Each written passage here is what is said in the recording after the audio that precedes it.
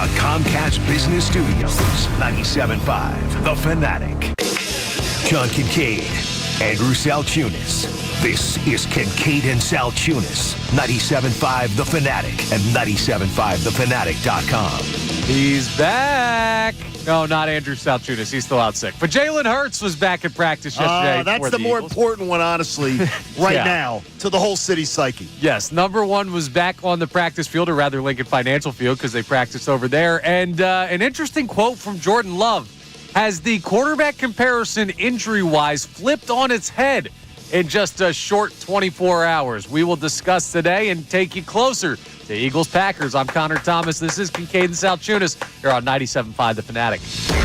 This is Kincade and Salciunas. If you were to ask me, Eagles versus Packers, Eagles versus Vikings, Eagles versus Lions, I feel comfortable in saying I believe the Eagles win any of those games. I know that for the most part, you're always going to count on Nick Sirianni's teams being ready to play no matter what week it is. Kincade and Salciunas. John Kincade, Andrew Salciunas. 97.5 The Fanatic and 97.5thefanatic.com. And a good Thursday. Sorry, Thursday, what are you lost doing? the day. I'm not used to this. Thursday morning to everybody across the Delaware Valley. I'm glad it's not Wednesday. I need this playoff game to happen, Johnny. I'm Connor Thomas, sitting in for Andrew Salciunas. He is out sick, under the weather a little bit, but Johnny is here as always, and we've got ourselves a bit of a flip the quarterback situation, John. See, I love this because, first of all, that you know the day of the week it is. That's always key, to be able to start it that way. I half know. We got to get to Thursday, I've been looking forward to it all week. Going to Ralph's tonight for dinner, so that's always a good thing. But we're now getting where I can smell it by Friday morning.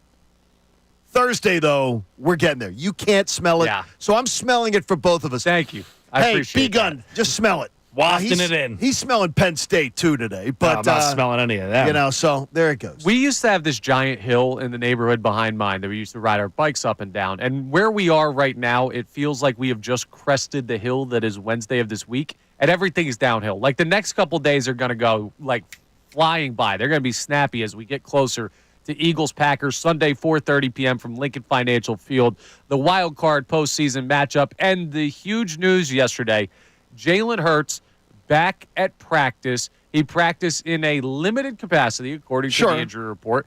The report said his left finger and also the concussion, of course, were the reasons for him being limited. But him being out there. That is a rule coming back from concussion, just so you know. There is protocols once you come back to practice about being able to ease into it and being able to do that. They don't want you going full bore right away. And that's the way it should be. And that doesn't say anything about Jalen Hurts' inability to play on Sunday. And clearly this was the plan all along. Nick Sirianni met with media yesterday before practice, and we already got the information that Hurts would be out there with the team. Here's what Sirianni finally had to say, giving us some actual information on Jalen Hurts. Yeah, he'll be out there today. We'll get you the injury report after practice. We'll see how it goes, but we'll get you the injury report after practice today. So very little still from the head coach, and we understand there's, with the concussion protocol, only so much he can say, even now that Jalen Hurts is back in a limited capacity practice-wise, but seeing him out there, his teammates had good things to say. So everybody can breathe now? Yeah. Everybody can just relax now? We told you for 2 weeks that this was a non-story. Yet, and there were reasons for it. So we've got Jalen Hurts back. It felt good, though, to see him doing anything. It just felt good for the soul. As much as you could be like 99.99% confident, like this is what's going to happen, I know it is, just seeing it makes you breathe a little bit easier. All right, I can say it to you now, that on Sunday, a member of the Eagles organization said to me, if he wasn't going to play in the playoff game, it would have leaked. And this is a member of the Eagles organization. It would have leaked because people talk. Whispers are done. Players talk to wives, things that it would have leaked. There was nothing to this story other than everybody being concerned about what we've talked about. How ready is he going to be? Exactly. And that's something that we'll have a conversation about later in the show if it's time to put that thought to bed, because Nick Sirianni had some adamant comments yesterday about the preparation of his team. But this is not just a Jalen Hurts conversation to start the show. The quarterback situation for both teams may have flipped on its head yesterday. I love or at least perspective-wise. Now, we know that Jordan Love went out of the game that the Packers had against the Bears in Week 18. He was experiencing some issues with his throwing arm, and he couldn't, feel his throwing arm, were the reports from the sidelines with what he had to say. Then all week it's kind of been this whole, okay, yeah, if he needed to play, he would have played in that game, but he didn't have to, so they pulled him out. And we kind of brushed that by the wayside. But Sure. He had an interesting quote yesterday. When asked about if he's going to be available to play on Sunday, he said, "We'll see. Yeah, I'm hopeful." Now, I expect Jordan Love to play. So do I. This is very similar to the Jalen Hurts thing, where you would have heard if he's not going to play. Well, I think there's still major concern in that answer. Right. There's major concern in it. And I don't know if you saw the NFL doctor was on SportsCenter yesterday or one of the NFL shows. I saw it from an NFL show talking about getting your funny bone, which nobody thinks is a big deal. But they say it's like, I've never had a shoulder stinger. Have you had a shoulder stinger? Yes, I have. Okay. And how they say that can feel like a bruise or a thing for It's days not to come. And they wonder about that, even though he took it, how comfortable is he? And they said it definitely affects touch for a passer. That's an important thing. Knowing the velocity to throw it, you just don't have the same, how much do I have to zing this?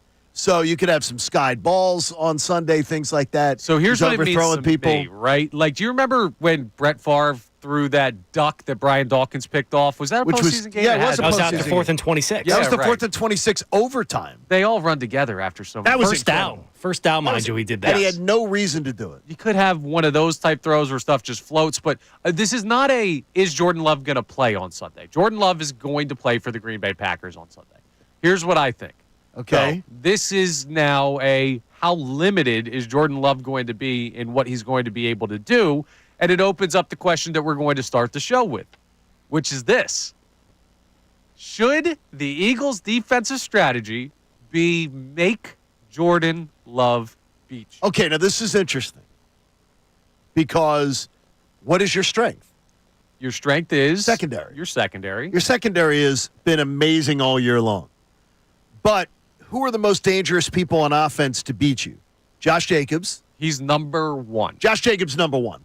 Because if they take Josh Jacobs away, this thing's a laugher. Right.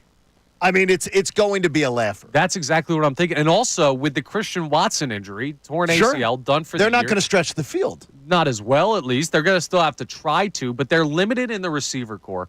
Their quarterback is banged up on his throwing arm to the point where he's hopeful that he'll play on Wednesday of a postseason week, and I believe he's going to. I This believe isn't so, too. Could Jordan Love be out? No, you're No. not seeing Malik Willis on Sunday, unless you knock Jordan Love out of this game, which is possible. But ultimately, you look at it, and the more I look at this game, the more I say, yeah, make Jordan Love throw. Stack the box against Josh Jacobs and put guys on islands. And make Jordan Love try and beat those guys, because I believe that is the best strategy for the Eagles defense to have success on Sunday. So in other words, what you're really saying is put your focus on Josh Jacobs is not going to beat us. Exactly. That's the one So guy. that's the one step you're saying from the one. And I can't believe it, Connor. We're going to agree in the first segment. Wow, look at this. We're going to agree completely in the first segment. I want if Josh Jacobs ends up being the reason that this Eagles team goes home, it's malpractice. Right. It's malpractice. They should do whatever they've got to do to be able to say he's not going to be us. Because I don't think that receiving core is talented enough to use real big college words like for Connor here, because he likes these stuff. Matriculate the ball down the field. Oh, I love that. And convert like 6 first downs to get a touchdown. It's I don't not think their likely. wide receiver core is going to do that. Well, no, it could happen on one drive. Right. It's not going to But, happen all day. Over the course of a game. Vic will adjust to these Joe Bag of Donuts receivers. I believe he will. So we'll find out if the people believe he will. So the number to chime in, as always, 610-632-0975. You can call in. You can text in. But that's our question. Do you think that the Eagles' defensive strategy on Sunday should be make Jordan Love beat you? I like it. Considering the injuries, Yeah. considering what the Green Bay Packers are good at, that very well could be what the Eagles are trying to do. So we'll keep an eye on that. That'll be a conversation throughout the show. Coming up next, we're going to talk about whether or not we should be confident in the defense to execute such a strategy in a postseason game, because there's been this kind of quiet narrative existing all year about the young players on defense. We got some inside information on that for you coming up next. I'm Connor Thomas sitting in for Andrew Salciunas, John Kincade to my left. We're back after this for more Kincade and Salciunas here at 97.5 The Fanatic.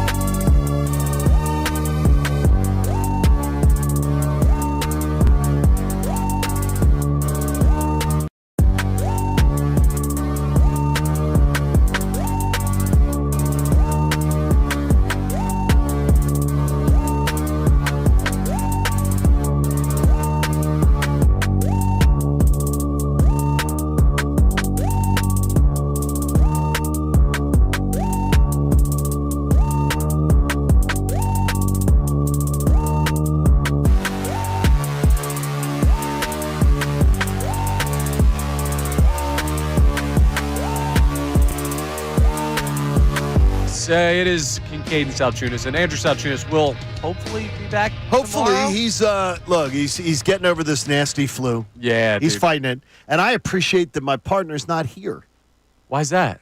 because Oh well, yeah, to keep everyone else. Because to me, I think some people do the Harry Hard-on routine. It's like I cannot be when they can get others sick. I thought it was trouble in paradise. I'm glad Salciunas. is No, out I'm sick. glad he's. Thank goodness. I really appreciate it too. I appreciate it very much. And Yeah. then Bill Colarula gets wiped out, and Andrew Pacheco gets wiped out. It's So going crazy. There. wash your hands, folks. And my wife figured it out yesterday. Andrew went to Disney on Ice Saturday. Could have caught it there. And he got sick a day before Bill and Andrew DiCecco, who he was with on Sunday. He's you're most contagious in the 48 hours that you're exposed to it. I think he wiped it out with Disney on Ice. The little Rugrats got him. There's nothing, I got to tell you, there's nothing worse. Just don't go to a place that has a ball pit. Yeah, ball pits are Ball tough. pits are the worst. Don't let your kid ever in a ball pit. I sent a text yesterday, though, because there were 4 people in person on that pregame show. And it was DiCecco, it was Colarulo, it was Right. Salciunas, and only one man walked out of there unscathed. It's Well, your you boy didn't- sitting right here. Yeah, but you're the one who doesn't kiss goodbye. Oh, that's true. See, they all, don't like you me know, that much. so it just didn't work We'll out. move on from that as quickly Yes. as possible. So we said maybe the Eagles' defensive strategy should be making Jordan Love beat you on Sunday. I'd love the people's thoughts on that on the phone line, text line, 610-632-0975.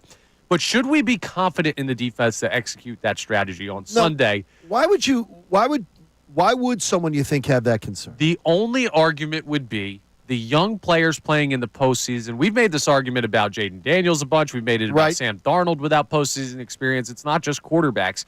Guys like Quinyon Mitchell and Cooper DeJean, a guy like Zach Bond, who is in a new role for the first time at this type of level. N'Kobe Dean, this would be his first extended He's played postseason run. National title games and stuff like that. I mean, but he's the NFL playoffs could be different. You could argue that the young players might have people concerned. okay. They shouldn't. And Vic Fangio has told us this, but you may say, well, Vic Fangio's their coach. He's not going to say, well, yeah, be worried about these guys. Tim McManus is an unbiased third-party reporter, does great work for ESPN and great work for us here on 97.5 The Fanatic. He talked yesterday on the best show ever about not being worried about the young players on defense. It's funny because normally that's something that would be somewhere near top of mind for me, but just the way that Mitchell and DeJean have played this year in particular, it's like they have gone past the point where I would even think about them having letdowns. They've been so smooth. They've been so consistent. And Mitchell has been among the top cornerbacks in my mind in the NFL this year. He's been money. So do you even think about the young players thing anymore? Here's where I think about it. If Jalen Hurts was in his first playoff game, I would. When especially guy like N'Kobe Dean, linebacker, Zach Bond, linebacker, Quinyon Mitchell, they've got one job to do. They're literally centrally focused.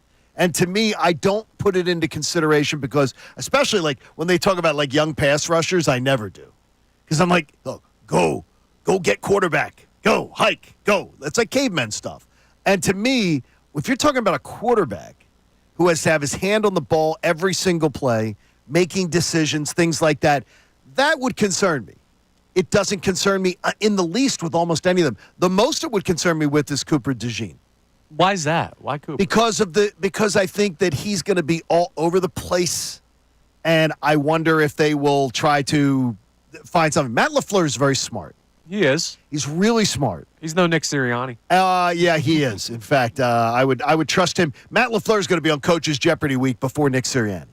I think he can find ways to try to exploit that. I don't think they're going to go after Quinyon Mitchell, but I do think they're going to go after Cooper DeJean. Well, they went after Quinyon Mitchell in week 1 right off the bat, and they learned why that was a bad idea quicker than any other NFL team. And now you've seen all year that that's probably not a great strategy. But Washington kind of attacked Quinyon Mitchell in that They game. did, and it sort of worked. Kind of. Part of that. It sort of worked. I mean, part of that was Chauncey Gardner-Johnson not being there, the communication big. and everything. Young players need everything in a line. Yeah, and Dallas saw that on film and attacked him, and Quinyon held his own against Dallas the following He week, did but it was really the most well. he was attacked all season long. Exactly. So he corrected it. So, I don't have worries. I just wonder if anyone out there is still peddling this narrative of young players are going to hit this rookie wall or they're not postseason experience, so we should worry about them. I don't think that's a valid concern with the Philadelphia Eagles. I heard on Dallas, one of the guys that I like in Dallas that does sports radio talking about the fact that he thought that they went after Quinyon Mitchell in that game because Dallas had nothing to play for, and they were trying to get tape on him and things on him and tendencies on him as they go into next year, knowing that this guy's going to be a pain in their backside for years to come. So they tried to get an idea about DeJean and him and everything. So they literally would target them just because they wanted to get tape on it, to be able to figure out what can we do and can our guys hang with their guy. That actually makes sense. A very smart strategy there. And that's So- McCarthy. That's pretty. I mean, that'd be a smart thing on Mike McCarthy's part. Yeah, it would be. He's got some okay smarts, coaching yes. tendencies. A couple Some of smarts smarts, in that yes. head of his. Okay. Well, so to start the show, it's kind of like a two-parter now, right? The first, do you believe that the Eagles' defensive strategy should be to force Jordan Love to throw to beat you? Make him beat you. Is that what the Eagles should be approaching this game with? And then, on top of that, do you have any concerns at all? And I brought up the younger rookie players as kind of an example, but any concerns at all if the Eagles were to say, hey, Jordan Love, here's the football, go beat us? Yeah. That they can execute that strategy. If somebody doesn't say that, I can't wait to hear what the people on the text line and the phones do say about it. Hey, listen, we learned from our very own Ray Dunn. There are people out there that are big Jordan Love believers. There so we'll are. see if we have any today. 610-632-0975 is the phone number to call in or text in on those questions we start the show with today. Coming up, though, we're flipping the side of the ball, Johnny. We're going over to the offense. And we're going to have to make a couple of picks because there's been a lot of talk about one man who's going to be under center or in shotgun on Sunday, Jalen Hurts. But is he the most important player on the Eagles' offense? We'll take a look at that coming up next. I'm Connor Thomas sitting in for Andrew Salciunas, John Kincade to my left, Brandon Gunn on the board. We're back after this from Working Kincade and Salciunas here on 97.5 The Fanatic. Fanatic Sports Update. Another day closer to kickoff. I'm Brendan Gunn with your Fanatic Sports Update. Yes, we're another day closer to kickoff as the Eagles are set to host the Green Bay Packers in the wild card round on Sunday at 4:30 down at the Link. The main story all week has been Jalen Hurts' health. Well, yesterday he practiced for the first time in 17 days, and all that's left for him to do to clear concussion protocol is report back today with no lingering symptoms, and he'll be cleared by the independent doctor. We'll keep you updated all day as far as QB1 status goes. As for Jalen and the rest of the team, Nick Sirianni spoke to the media yesterday and said the outcome will all come down to how they practice, just like it has all year long. Yeah, I think we've gotten better as the year has continued on. Again, what do you attribute that to? You attribute that to the way you practice. Same reason why I'm not worried about rust. The Sixers escaped last night with a 109-103 win over the NBA's worst Washington Wizards. Tyrese Maxey led the team in scoring with 29 points. The Flyers, they host the Dallas Stars tonight at 7. You can listen to that game right here on 97.5 The Fanatic. And Penn State, they take on Notre Dame tonight in the college football semifinal at 7:30 down at the Orange Bowl. The winner advanced for a shot at the national championship. This update was brought to you by Constellation Brands Party Ladder 15. Join Ricky Bowe and Tyrone at 97.5 The Fanatic's official Birds Playoff Watch Party at Ladder 15 on Sansom Street in Center City this Sunday at 4, presented by Corona, and enter for a chance to win exclusive football prizes. I'm Brendan Gunn on the home of the 76ers and the Flyers, 97.5 The Fanatic and 97.5thefanatic.com. Not only can you listen,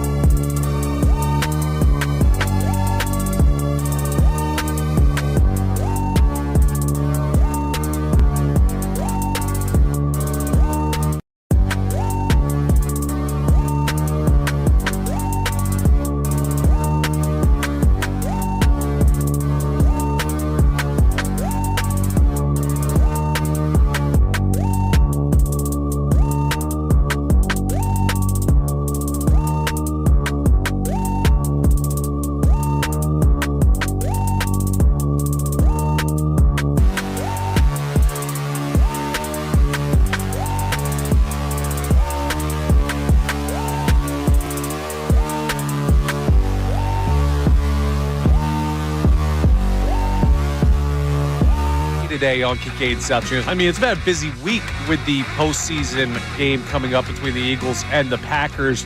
You're going to want to hear this at 8:25. There's this guy, Matthew Ryan. I think From Exton, Pennsylvania. Yeah, local guy. What is he? Cover this? No, he's a NFL MVP, former NFL MVP quarterback who is familiar with Matt LaFleur from his Matt time LaFleur down. was his quarterback coach. I mean, and also he's a guy that has come to Lincoln Financial Field in the postseason and knows what it feels like to lose that game. I'll try not to bring that up to him because I'm sure he's not excited about his postseason losses. We can let me handle that one. Okay, yeah, I'll handle that one. But no, we got to talk with him about that because he understands it very, very much. And remember, he grew up here, so he understands the mentality of coming into this town this weekend and what this would mean for a visiting team. Yes, he gets it. So we'll talk to Matt Ryan at 8:25. We're also going to talk to Kevin Negandhi at 8:55. So we'll get the opportunity to not just talk to him about the Eagles. Our boy Brennan Gunn's in there in full Notre Dame garb. Yeah, exactly. It is a big game in college football, and Kevin Negandhi is one of the premier college football people that ESPN has. So we'll talk a little bit of that with him in addition to the Eagles a little game. bit of that. So we've got some good stuff going on today's show. It'll be a lot of fun to get a chance to talk to those two big-time guests. But where we started the show was a conversation about the defense and if making Jordan Love beat you is the best strategy. And if that is the best strategy, do you believe in the Eagles' defense to execute it with some young players in the secondary that are seeing their first postseason action of their NFL careers on Sunday? Now, I don't have any worry about those players, but I think it's a fair question considering the circumstance. And worry doesn't have to mean concern. No. Well, a concern and worry, you can absolutely have how will the bright lights mean, what it will mean. But I always look about who you're going up against. Yeah, I was worried about driving into work this morning because it's cold, and it's windy, and there's still a little bit of ice. I don't think I'm going to crash. I'm a safe driver. I got here safe, and I do every morning. But I do, if there's bad conditions, you think about it a little bit. That's kind of what this is. You just have to consider the possibility. I'm trading in my car in a week. Oh, nice. And believe me, and then when the snow and the ice hit the other day, I'm going. Then I got my wife jinxing it, going, just don't get in an accident. I'd go with a convertible Mustang. We could go top down, that. Yeah, cruise not around doing Fishtown that. together. We'll not be doing that. Now, we talked about defense a bunch, but the Eagles' offense obviously is half the equation as well. I don't really do the whole special teams as a third of the game, even though it is. Even with the Eagles being invulnerable? I don't think it'll matter on Sunday. Kick coverage has been mediocre. Yeah. Kicker has been mediocre. It concerns me, but we're not doing that right. Right. I think you're just so much better than this Packers team. As far as a playoff matchup gets, I think this is a clear you're a touchdown plus better than this team. We're actually going to hear from someone on the Green Bay side that would go even further than that a little bit later this hour. But I don't think if you lose because special teams were the margin of differential, that's on you in the other facets of the game. Do you believe the Super Bowl was lost on special teams? Kind of. I think it was lost on Jalen fumbling. Yeah. And giving them a touchdown that Patrick Mahomes didn't give us. A gift touchdown that was an unforced error. But that punt, bad punt. Right. And then bad punt coverage. I truly believe that was another reason you lost that Super Bowl. But that's Patrick Mahomes and Andy Reid in a Super Bowl. Sure. Your margin for error in that game was 0. It was thin. Yeah. Thin. Now, in this game, against the banged-up Jordan Love and the Green Bay Packers, who haven't beaten anybody all year when it comes to postseason opponents, if it comes down to a kick, if it comes down to kick coverage, that's something you did wrong in the other parts of the game where you shouldn't have had the game be that tight. Sure. But let's look at the offense for a second because I'm interested on your guys' take on this. A lot of talk has been about Jalen Hurts this week, and rightfully so, trying to figure out when he's coming back from concussion protocol, if he'll be rusty. I think those are fair questions to ask. But is he the most important player on the offensive side of the ball for the Eagles Sunday? You could give me a resounding yes, but I think there could be arguments made for 2, 3, maybe 4 other players. Okay, this is where I'm confused. Okay, I'm going to tell you right now, yes, he is. But what would you say? And I'm feeling that your second answer would be Saquon. Saquon is absolutely the second answer. Okay, I can't get past and if it's not Saquon and Jalen, who is it? Well, you could talk about if they're not going to put Jair Alexander's hurt, right? And A.J. Brown already cooked him in week 1. If they're going to stack the box against Saquon, this could be a game where A.J. Brown is the guy that wins you this football game. Like, that's not a crazy thought to have. No, that's not crazy. He was a big reason. I know Saquon scored 3 times. A.J. Brown was a big part of the spark that got that team going in Brazil in week 1 that allowed you to start to get the offense rolling. Right after a slow halftime, start. that play was huge. Right. Huge touchdown. So I don't think it would be crazy if your argument was if you want the Eagles to throw the ball a little bit more. Well, because, then it's got to be Jalen, right? Well, it could be Jalen, but I mean, if AJ's just open left and right, like that's the thing. You want to Right. make it as easy as possible on him. Sure. Green Bay's defensive weakness, we talked about this earlier in the week, is their passing defense is mediocre. They're pretty good at everything else. But that could make the argument for A.J. Brown. And you could also make an argument for a guy like Lane Johnson or a guy like Jordan Mailata if you believe that Jalen Hurts is going to be a little bit, I don't want to use the word timid, but a little bit nervous in the pocket to start off. Having the guys on the edge of your offensive line that are all pro caliber guys being at their best and making sure he has all the time in the world, you could say that that's more important than the quarterback himself's play because we know Jalen Hurts has a certain base level of play. If you can neutralize Green Bay's ability to get after the quarterback, well, everything becomes elementary. I worry about him, though, sometimes with Jalen. Like, I think when Jalen is a rhythm passer, Yeah. and I worry that sometimes when he sort of gets off to that slow start, it can be a problem. That's why I think that Pittsburgh game was so critical, that they went out right off the bat. Yeah, just got rolling. And found a way to get rolling with it. I really think that an aggressive attack is probably what we're going to see on Sunday afternoon, too. All right, so you're Hurts number 1. I'm Hurts number 1. I think it begins and ends. If I was to say to you this, could you come up with a scenario where we walk in on Monday morning and say A.J. Brown had a great game and the Eagles lost? I could. Yeah. Could you come into the game where you say Jalen Hurts had a great game and say the Eagles lost? No. I don't believe it. I don't think so either. See, to me, that's why I'm with Jalen on this one, is that I think Jalen is just so mission critical to what they have to accomplish. It's a strong argument, and I did not think about it that way. Brendan Gunn, your thoughts on the most important offensive player for the Philadelphia Eagles on Sunday? Yeah, I mean, I can see a world where A.J. Brown is the guy who wins the game, but I think you got to go into the game and just do what you do best. So I do think it has to be Saquon Barkley. Now, if they stack the box and stop you, then you go to your secondary guys and after that. But what we've seen all year is nobody can really stop Saquon Barkley. Nobody can really stop this offensive line from getting downhill and pummeling the defensive line, getting to the second level, the third level. So I do think it's still going to be Saquon Barkley on Sunday, but I can see a world where it would be A.J. Brown, maybe Devontae Smith if they need to, because he'll be on the third cornerback at that point. But I think at that point you just got to take advantage of A.J. Brown. It clearly was Andrew DeCecco yesterday telling us.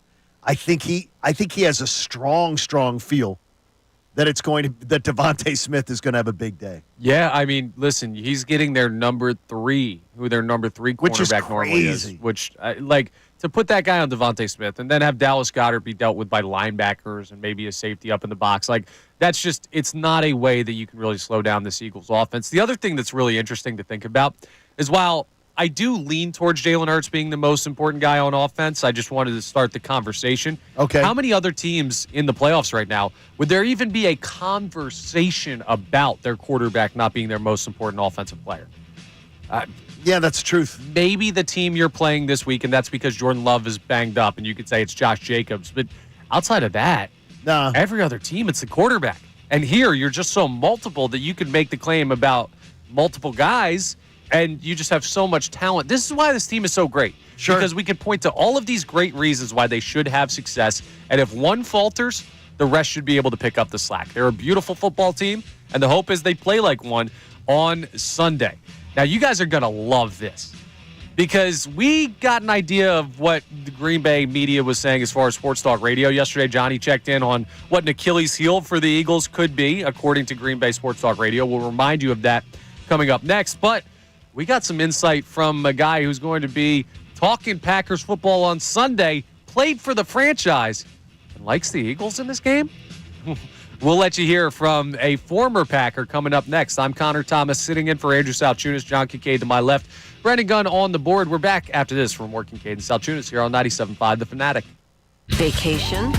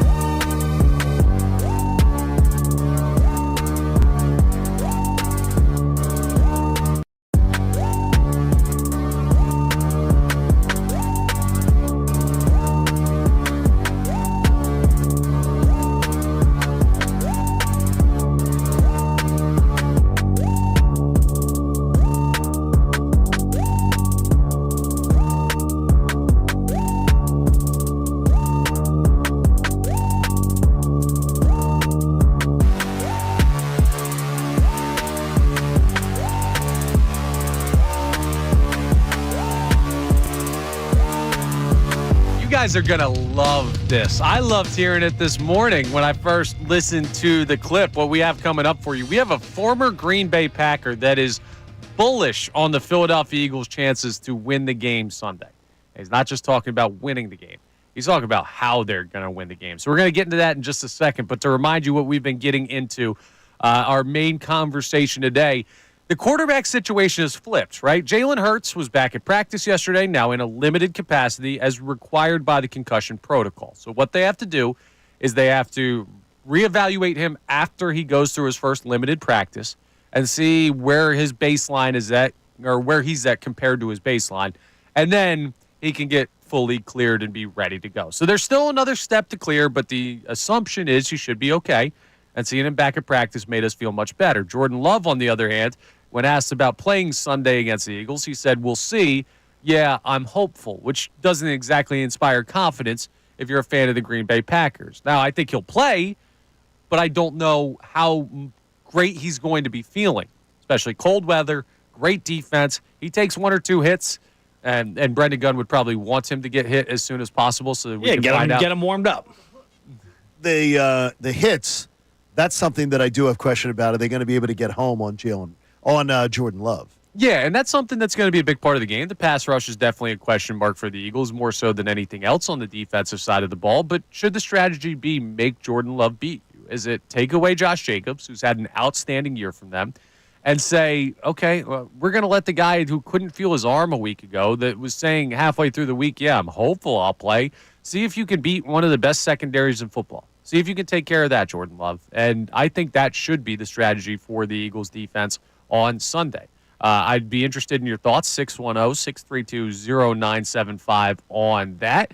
And on top of that, do you believe in this Eagles young defense to execute that in the postseason? Do you have any worries that there's like this postseason inexperience? I don't. Tim McManus, we played a cut from him earlier. He says, yeah, that's not something I even think about. And he's a guy that's entrenched with the team whose job is to think about everything. If he's not concerned with it, we probably shouldn't be either. But there's even more to be considered here, Johnny. So this guy shares your name, actually. Another John. This is John Kuhn. And you remember John Kuhn. Yeah, he's a tough dude. Yeah, former fullback for the Green Bay Packers. Now does work in the media for them. He's their sideline reporter on the broadcast. Yes, he is. Shippensburg. Yes, he is. Shippensburg, oh, okay. He's a shippy. Yeah, I had a buddy go to Shippensburg. I just remembered it. Funny. Anyway, that's for off the air. But John Kuhn clearly has a vested interest in the Green Bay Packers, not just because he played there, but because he's part of their media broadcast. And he joined the Mike Missanelli show yesterday. And he was asked right off the rip what he thinks the outcome of the game is going to be on Sunday. And take a listen to what he had to say. I think the Eagles win this game, and I think they win this game by a 2-score margin. Now, I don't hope it goes that way, and I'll be on the sideline commentating for my team to do better than that. I just think Jair Alexander being down in the secondary for the Packers, obviously a disadvantage when you got Devontae Smith and A.J. Brown running up and down the field there. Saquon Barkley, we're going to have to put extra people in the box to help take care of him. He had 3 touchdowns in the first game. Just way too much firepower offensively. And then defensively, it was like what Nakobe Dean and Jalen Carter and everybody else up and down that whole defensive side. They've gotten so good this year. I just don't know how the Packers keep up. Yeah, I mean, I can't argue with anything he said. So are we on blowout watch on Sunday, Johnny? I said yesterday 2 scores. Ooh, it must be a John thing. I said it yesterday, 10 points minimum. I think the Eagles are distinctly the better team. Hey, look, anybody who's going to sell you on a Packer upset, again, I just ask you to just say, if we're only allowed to use facts, not feelings. I got a hunch. I have a feel. You know what? I don't trust your hunch. Tell me facts, because there's no facts that would tell you, yeah, this is the advantage for Green Bay. I think it's going to be a 10-point game minimum. And I don't think it's going to be so lopsided. Like I don't see a 31-7 type. No, I don't. I have too much respect for what LaFleur can do. To me, even though he combs his eyebrows. Well, hey, if they're bushy, you got to take care of them. He's a big eyebrow groomer. You got to do what you got to do, man. Manscaping's in. But he does. bottom line, in the postseason, anything that's like greater than 10 points, I would consider that like a landslide victory. Like you don't see teams win by 30 or In the 40 in the playoffs, you win by 2 scores. That's a really great win. Exactly. And I can see that as a realistic outcome for the Birds on Sunday. My initial feeling on this game was the Eagles are a touchdown better than this Packers team. That was my initial thought before I saw any lines. As soon as we knew it was going to be Green Bay, that's what I thought it was going to be. And the line has actually moved back a little bit. It's at 4.5 now. The last I saw it, it had gotten up to 5.5. Yep. So I think that's just the respect for a postseason opponent, and it's also you got to see where the money comes in. So it's an imperfect science doing that. But if the Eagles win this game by 10, 12, 14 points, I'm not going to be floored. That would be a believable outcome for the game on Sunday, and not just from our perspective here in Philadelphia. That's a dude that you just heard from, John Kuhn, who played in the league for the Green Bay Packers, is on their sideline as part of their TV broadcast, and is telling you that the Eagles are going to win this game by 2 scores. If you're not going to believe that, who are you going to believe? Because he has a vested interest to tell you the exact opposite. No, Green Bay's, we're monsters. This team's great. We do this well and that well, and I think we're coming for the upset. He doesn't seem to believe in his team. He's not seeing it. I'm not seeing it either. I just don't. I don't see it. I think that Green Bay has been one of the most disappointing teams in the NFL this year. They're in the playoffs. They have double-digit wins. There were people picking them for the Super Bowl this summer. And there were many in the Philadelphia media who all summer long tried to convince you that Green Bay was going to beat the Eagles in the opening game. That was going to be a game they couldn't win. And then some of them changed their mind on the day of the game. Andrew but Salciunas. that's my partner. Hopefully he's doing well. Yeah, but I I'm mean, sure there's no reason to pick. There's no reason to pick the Packers to beat the Eagles. No, there's not, unless you're one of the people on the pregame show panelists and everybody else picks the Eagles, and then feel free to pick the Packers, because I am a don't everybody pick the Eagles guy. That does kind of skeeve me out a little bit when that does happen. But no, that's as strong of an argument as you can get right there, that the favorite by a wide margin in this game is the Philadelphia Eagles. When you have players from the other team, or former players from the other team, and guys that work in their media corps currently, part of their broadcast, saying... He's there every day. He knows that team. He's watched every snap. He's been a part of it. Yeah, right. That would be like, I don't know, I'm trying to think of the example here, like Seth Joyner. If he came out and said the Eagles are losing this game by 2 scores, which sometimes with the way that Seth Joyner talks about this team could be a thing that he says, but listen, when you hear it from somebody who's clearly pulling for the other team or believes in that other team more than the average non-biased third party, and they say Eagles by 2 scores, that should make you feel good. So absolutely. This is the point in the week where I want to hear some of this, right? We said yesterday could be the tipping point mentally where you go from, okay, we've evaluated everything, to a rational confidence. I think you can kind of tell by some of the questions we're asking throughout the show that we're moving more and more confident throughout the week. I want to hear from the people. 610-632-0975. Are you feeling a blowout win on Sunday? Are we on blowout watch? We're on blizzard watch for Saturday. Nah, no blizzard Saturday. They've changed it. They've changed so we're good there. Yeah, oh, good. Then we can just fully focus on blowout watch. Do you think the Eagles are winning this game comfortable? I'd love to hear from you, and we will discuss more of that coming up next. And also, John has a question about the head coach. A very interesting one based on some things we've seen. I can't wait to hear you guys answer this one. I think I have a very interesting avenue that would be a no to this question. But first, we got to tell you what the question is. So we'll get into that coming up. I'm Connor Thomas sitting in for Andrew Salciunas. John Kincade to my left. Brandon Gunn on the board. We're back after this from working. Kincade Salciunas here on 97.5 The Fanatic. Fanatic Sports Update. Well, Hurts clear protocol. I'm Brendan Gunn, and this update is brought to you by Bet365. Bet365, whatever the moment, it's never ordinary at Bet365. Download the app today.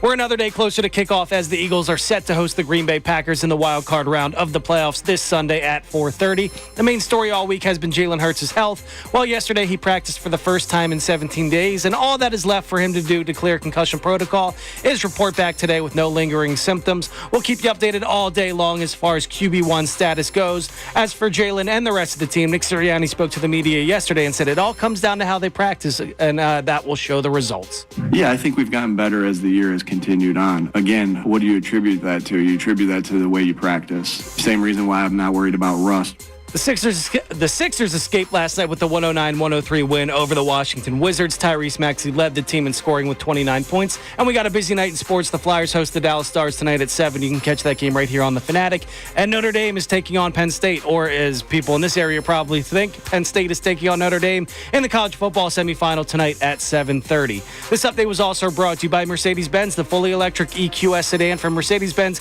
is innovation on a magnificent scale, available with the epic 56-inch touch-sensitive hyperscreen. Visit mbUSA.com/EQS. I'm Brendan Gunn on the home of the 76ers and the Flyers, 97.5 The Fanatic and 97.5thefanatic.com. Andrew DeCecco. When you look at what the Eagles have, they are the top defense in the NFL.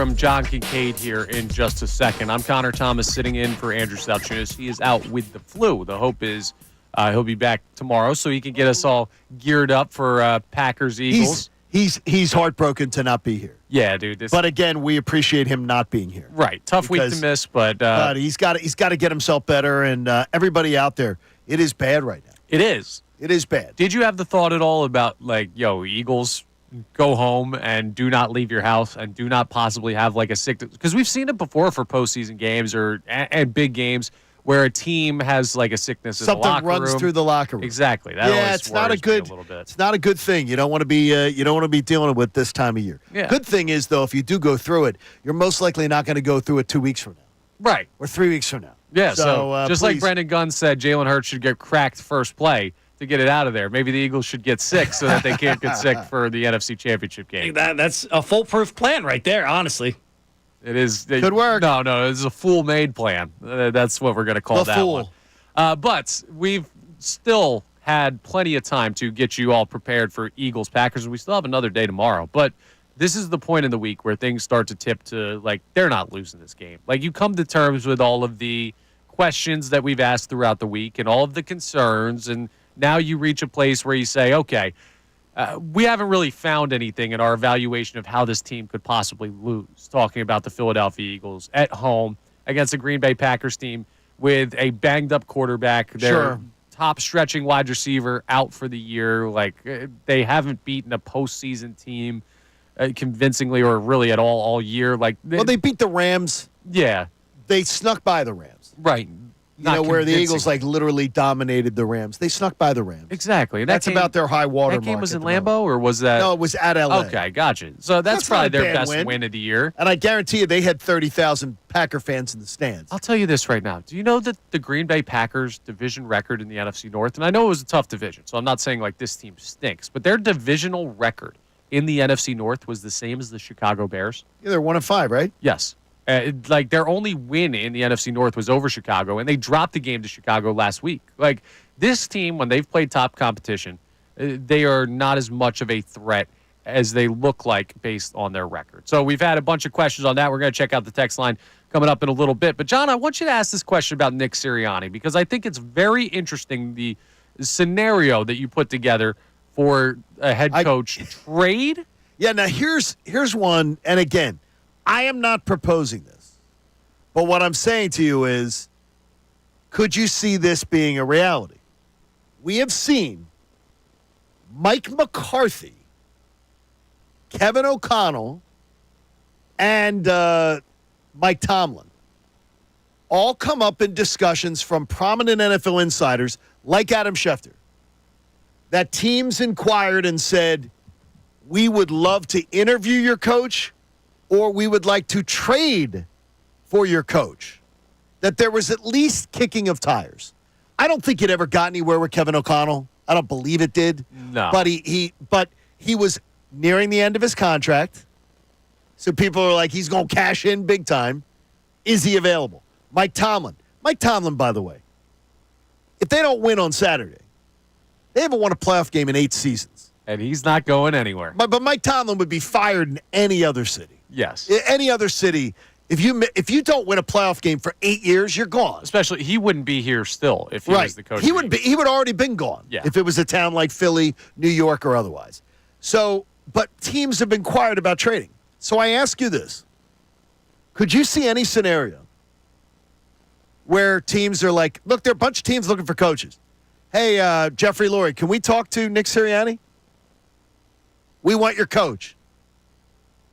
And if people are calling about Mike McCarthy and Kevin O'Connell and Mike Tomlin, who hasn't won a playoff game in 8 seasons, why are they not calling about Nick Sirianni? And trying to potentially trade for him? Yeah, or just say, yeah, because Jeffrey Lurie has chosen not to extend him. He goes into his lame duck season next year. There's a reason that they have not extended him. And I'm going to tell you flat out right now, whether anybody believes it or not, it's all the nonsense that he's pulled.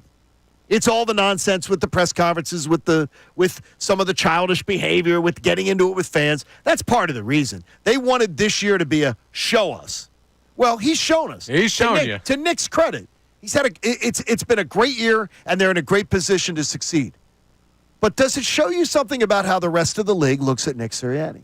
I don't think it does, and I think I have a pretty darn good explanation for whether teams would reach out to interview him, try and trade for him, as we've seen sparingly in NFL history where there have been teams that have acquired head coaches via trade. John Gruden was traded for. Yes, I don't see it for a couple of reasons. I'll tell you in a second, but I do want to remind you this is 97.5 The Fanatic, WPN HD1, Burlington, Philadelphia, Beasley Media Group station, broadcasting live from the Comcast Business Studio, powering possibilities. So my thought on this is twofold. Let's first write off the trade scenario, which seems to be the less likely of the two if a team was to come calling to acquire Nick Sirianni's services. Nobody, if you value your job as a general manager or an owner or whatever you want to call it, nobody who's making this decision should ever call Howie Roseman and say, I want your head coach and I'm going to trade. Because explain why. Because you're giving up 20 first-round picks. Like Howie fleeces guys for players that don't play. What do you think he's going to do for a head coach that has like the second best winning percentage through 4 seasons in NFL history? He's going to tell you that you better empty everything you have if you want Nick Sirianni, whether he's worth that or not to the Eagles or to the other team. You don't call Howie Roseman asking to make a deal. Howie calls you, and you should probably hang up the phone when he does because he's so good at getting the best of other front offices. So that's why the trade thing to me, like the asking price would be way too high for a guy like the asking price that the Eagles would put on Nick Sirianni would be something equal to what Andy Reid should fetch. And that's rightfully so because you should want to earn I think something the only back. way, but the only way that you could, to me, demand that price is if you had multiple bidders. You think you honestly think let's put it this way.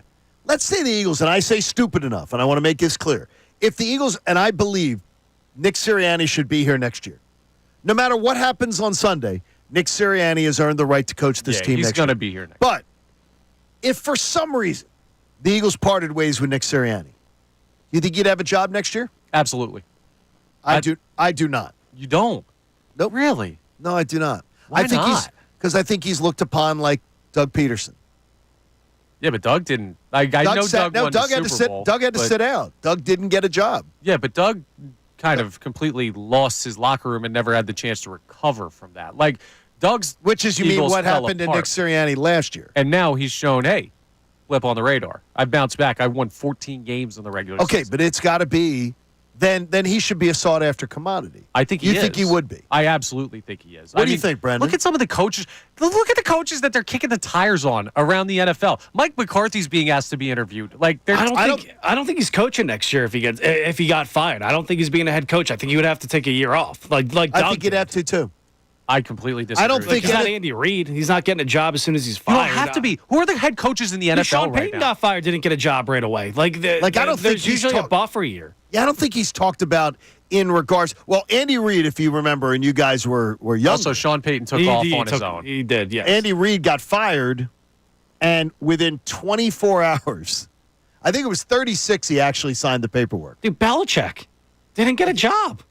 I mean, yeah, but Belichick's a different scenario. Because of the age, you think? Not just the age, or the way control. he's got to run everything. So that makes him more complicated. Nick Sirianni, you could just put in there and say, do what you do. But I think the Eagles are the exception to the rule on that. I think a lot of organizations want a coach that's going to come in and run everything. That's what Mike Vrabel's going to do. I don't know. There was an interesting tweet. I believe it was Zach Berman that put it out. That said that of like the top 8 teams in football, 5 of them have CEO head coaches or something like that. There was some number. Maybe it's like 8 of the postseason teams. I'll have to find that tweet. But the CEO head coach is the majority of the great teams in football right now. Now, here's the thing, though, is I've heard people say that Andy Reid is a CEO head coach. I heard that discussion. BS. That's BS completely. There isn't an offensive play that goes down where Andy Reid isn't the one who has either designed it during the week, laid it out there in the game plan, and said, this is what we're going to do. So yeah, he's the CEO, as in like Gus Fring from Breaking Bad, who's the owner, but he also works the counter and does everything in between. Exactly. Yeah, but like the whole good. The whole part of this argument too that I think is important, and even if we take the trade out of it, like Nick Sirianni deserves a lot of credit for this year. Do you think around the league, he's looked at? I think around the league, he's looked upon as a cartoon character. I completely disagree. Wow. I think there may be some that feel that way, but there's cuts like this. Nick Sirianni talked yesterday about the mindset that he's trying to set up with his team for the week. There are cuts like this that you hear, and you're just like, okay, well, this dude knows how to motivate guys and get guys ready. Here's Nick Sirianni from yesterday. As you come in here, you don't say, hey, we won 14 games, we won the NFC East, now here's what we're going to do. And sometimes you go through different things like, the different schedules that the NFL challenges you with, and you have kind of notes of what you would do here, what you would do there. Like, really, at the end of the day, it's getting back to our toughness, detail, and together, and understanding that our process through the week is what gives you a chance to win a football game. It doesn't guarantee you a chance to win a football game. It gives you a chance to win the football game when you go through this week like this. He's had I told Connor earlier, and he's done a great job with the audio this morning as far as I feel like he's on a roll. Yeah. As far as answering questions, talking about his team and everything, and whether you believe in press conferences or not, he's on a roll about he seems large and in charge right now. The Philadelphia Eagles. And I hope it continues. And Nick Sirianni have hit their cruising altitude on this flight. Now, we don't know how long this flight lasts. We hope it lands in New Orleans. But they have reached the point where all you got to do is kick your feet up, serve some drinks, hit that autopilot. Now you barely get pretzels. Well, I mean, depends where you're flying. You got to get the nice crackers. You got to get a good airline like that. But bottom line is Nick Sirianni doesn't have to do that much, but part of that is the culture he's built with this team, and the numbers are undeniable. I'm not going to go as far as Bill Colarulo Sirianni and say this guy is the greatest coach in NFL history. Sing? I'm pretending I have the flu. I am not singing. But I will say that Nick Sirianni, if the Eagles let him go, he has had enough success with this organization that there would be another team that would hire him before next season. I firmly believe that. But hey, I'd be interested on people's thoughts because I saw some man on the street video on Twitter of people saying that Nick Sirianni is going to get blamed if they lose on Sunday. And does he lose his job? And Andy Reid got blamed every year losing the NFC title game. Yeah, he would deserve blame. Well, we'll see if Nick Sirianni is deserving of blame. Look at this loaded team. He would deserve blame.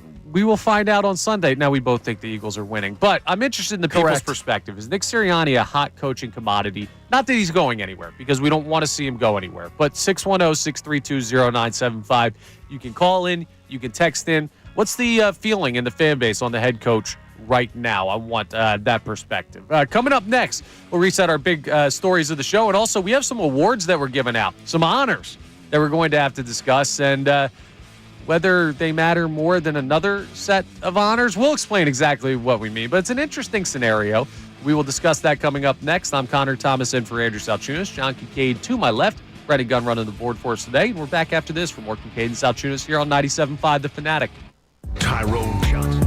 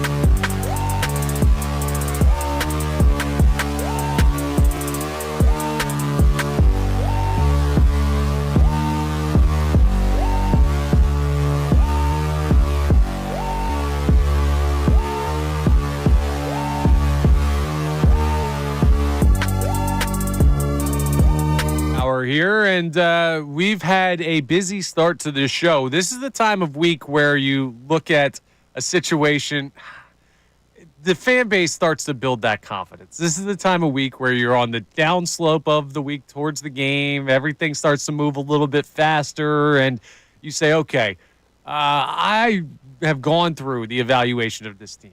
I think the Eagles are boat racing the Packers on Sunday, or at least you've gotten to a point where you say, I think the Eagles are winning Sunday, and I don't have any doubts. And that's the way it should be. They're the heavily favored team in this game, at least from logic's standpoint, which is why we asked, well, more, what is the strategy to winning the game today? Is it making Jordan Love beat you? That was our big first question, because the quarterback injury situation is flipped. It was, Jordan Love's fine, but Jalen Hurts is in concussion protocol. Who knows? To now, Jalen Hurts practiced yesterday in a limited capacity, and Jordan Love gave this quote of, yeah, we'll see. I'm hopeful that I'll play on Sunday, basically. And that's not exactly. If we heard that from Jalen Hurts, we would have 24/7 coverage, losing their minds. Yeah, we'd panic. Yeah, and you know what? I wouldn't blame anybody for panicking at that point. If Jalen had not practiced yesterday, which we knew was coming, but if he had not practiced yesterday, I would have blamed no one today for being, oh, man. No, that's when the alarms go off. You've got to be kidding me. Are you serious? Jalen's not going to play? I would totally understand it. Or even if he practiced yesterday and it wasn't a concussion. Let's say it was like an ankle. And he practiced yesterday and they asked him after practice, they're like, how you feeling? He's like, yeah, we'll see. Sure. Like, I'm losing my mind. No, we would lose our minds. And there's times where overreaction is completely fine. That wouldn't be an overreaction. That really wouldn't be. That would be, something that would absolutely be justified in my mind. Yeah, 100%. And luckily for us, we don't have to deal with that reaction because Jalen Hurts did practice, and some of his teammates, Jordan Mailata, came out and said he looked sharp. He was back to normal. He brought the energy. So everything seems to be good. We'll get an idea of exactly where he's at today, but he was listed on the injury report as limited participant in practice with the concussion and finger designation. And again, just to give you the update, because I'm stealing this directly from NFL Live, he had to be listed that way yesterday. First time back from the concussion.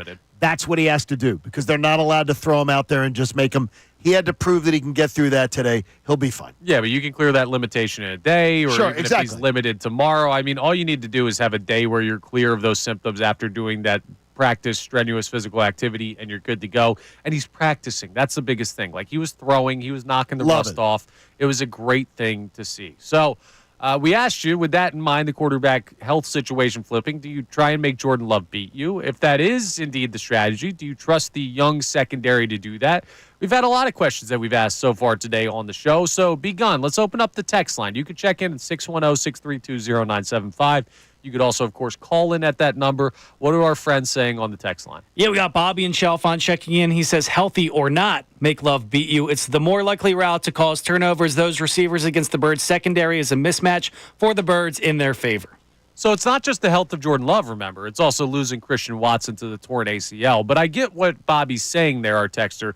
Like, even if Jordan Love was at 100%, you can't let Josh Jacobs beat you. He's been really, really good this year.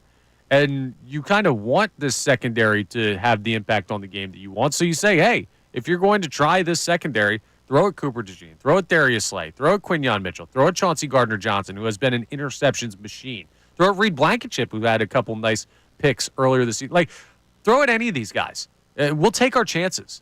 And while you're doing that, we're going to get after the quarterback a little bit. And if you go mid-level, we got Zach Bond and Kobe Dean there that have been, honestly, as good as they've been tackling, they've been pretty darn good in coverage, too. Like, sure, choose your poison if you're going to throw against this Philadelphia Eagles defense. And that's where yesterday, and we'll get him tomorrow, Andrew DiCecco, we will keep in flu protocol. So he'll join us on the phone tomorrow, not in studio. We'll get him more on this Devontae Smith thing, because I looked at it yesterday, and I'm like, you know what? DiCecco's onto something. He very well could be. He's onto something. This might be a really interesting game for him. Remember, this is the guy that predicted the E.J. Jenkins touchdown in Week 18. So if he can predict that, that's a guy you should listen to. Now, I don't think anyone predicted how great of seasons Saquon Barkley and Jalen Carter were going to have this year. Both of them have been outstanding. Carter on the defensive side of the ball, arguably your best defensive player. Saquon Barkley, not arguably your best offensive player. He's going to be the offensive player of the year in the NFL, even if he doesn't win MVP.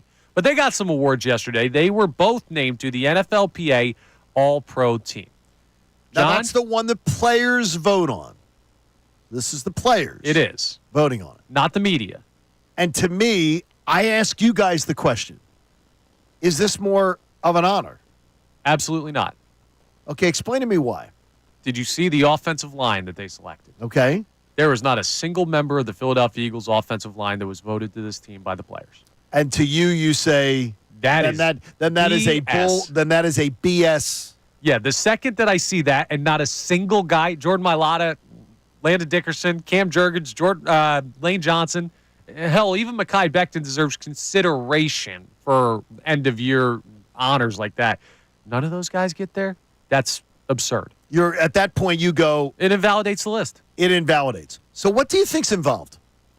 I do think. What do you think's going on there? I think so. Andrew Salciunas, who normally sits in this chair, he has this theory about how players, well, they're playing the games. They don't really get to watch as much as somebody who just sits on the couch for Red Zone or whatever. Not that that makes the media any smarter than the players. Sure. But the players are so caught up with who they play, who's in their division, who they faced. It's an imperfect science because you don't play every team every year. If you did this in baseball where every team plays each other, that'd be one thing. But football, you might not have seen. There could be a guy that's been in the league for 3 or 4 years, and guys on the Eagles have not seen him play yet. But do you think around the league, see, now I look at it more as a slight. That it's almost like if offensive linemen are not on the team, that peers sort of are pissed that the Eagles get as much positive press as they get. Huh, okay, so it's balancing out. I almost look at it as like a slight. Interesting. I'm tired of hearing about Lane Johnson. I'm tired. Like, Jordan Mailata didn't have a great year last year, so they didn't pay as much attention this year. Okay. I look at it as could be personal. It could be. Could be. There's definitely beefs around the NFL. One of the biggest storylines heading into this weekend is the Mike Evans, Marshawn Lattimore matchup in the Bucs Commanders game because they had such beef when Lattimore was with the Saints down there. They were both NFC South. They just fight on sight. It's like Peter Griffin and the Giant Chicken. Just like the second Marshawn Lattimore and Mike Evans see each other, they're going to be boxing. Like, there's definitely beef around the NFL, so it could be that, but I just can't validate a list that doesn't have any Eagles offensive linemen on it as far as an all-pro team is concerned. Not that Saquon Barkley and Jalen Carter are not deserving, and not that they don't deserve congratulations for that, but I'll be more excited to see the AP's all-pro team when that does come out, and that should be any time now. Maybe today, maybe tomorrow, we should see that come out. So we'll keep an eye out for that, but congrats to Saquon and Jalen Carter for earning the respect of their peers. Coming up next, we're going to have a discussion about where the Eagles' biggest advantage in this game is at. There's a lot of points where the Eagles have the advantage, but where's the biggest gap? We will evaluate that and continue our discussion on the defensive strategy. I'm Connor Thomas sitting in for Andrew Salciunas, John Kincade to my left, Brendan Gunn on the board. We're back after this for more Kincade and Salciunas here on 97.5 The Fanatic. Fanatic Sports Update. Another day closer to kickoff. I'm Brendan Gunn, and this update is brought to you by Rapid Radios. Rapid Radios are instant push-to-talk walkie-talkies offering national LTE coverage for a limited time. Go to rapidradios.com now for 60% off and free UPS shipping. Add code RADIO and get an extra 5% off. Yes, we're another day closer to kickoff as the Eagles are set to host the Green Bay Packers this coming Sunday at 4:30 in the wild card round of the playoffs. And the main story surrounding the Birds all week has been Jalen Hurts' health. While yesterday he practiced for the first time in 17 days, and all that's left for him to do to clear concussion protocol is report back today with no lingering symptoms. We'll keep you updated all day as far as QB1 status goes. As far as Jalen Hurts and the rest of the team, Nick Sirianni spoke to the media yesterday and said it all comes down to practice. Yeah, I think we've gotten better as the year has continued on. Again, what do you attribute that to? You attribute that to the way you practice. Same reason why I'm not worried about rust. The Sixers escaped last night with the 109-103 over the Washington Wizards. The Flyers host the Dallas Stars tonight at 7. You can listen to that game right here on The Fanatic. And Penn State takes on Notre Dame in the college football semifinal. This update was also brought to you by Corona. Join Ricky Bo and Tyrone at 97.5 The Fanatic's official Birds playoff watch party at Ladder 15 on Sansom Street in Center City this Sunday at 4 p.m. Presented by Corona. And enter for a chance to win an exclusive football prize. I'm Brendan Gunn on the home of the 76ers and the Flyers, 97.5 The Fanatic and 97.5thefanatic.com. Ricky Vitalico. This offensive line, I mean, you know,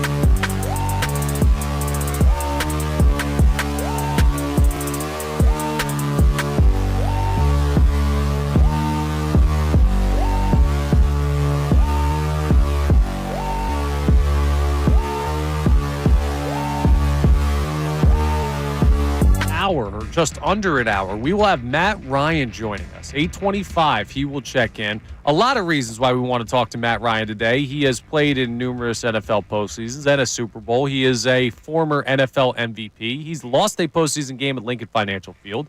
He's a local guy, so he understands the Philadelphia fan base, and he also played for the coach of the Green Bay Packers back when Matt LaFleur was a quarterback coach? He was his quarterback coach back at the time. So a lot of connections to this game for Matt Ryan. Brushing his eyebrows. Yeah. He was doing that. He'll get a chance to talk to us about his thoughts on Eagles-Packers coming up at 8:25. We'll also talk to Kevin Nagandi at 8:55. So a busy 8 o'clock hour that you're not going to want to miss. I told you earlier, that team that year, and obviously I was down there and entrenched in it. Dan Quinn, coach of Washington, was the head coach for Matt when they went to the Super Bowl and lost. Right. Kyle Shanahan is San Francisco's head coach, was their offensive coordinator.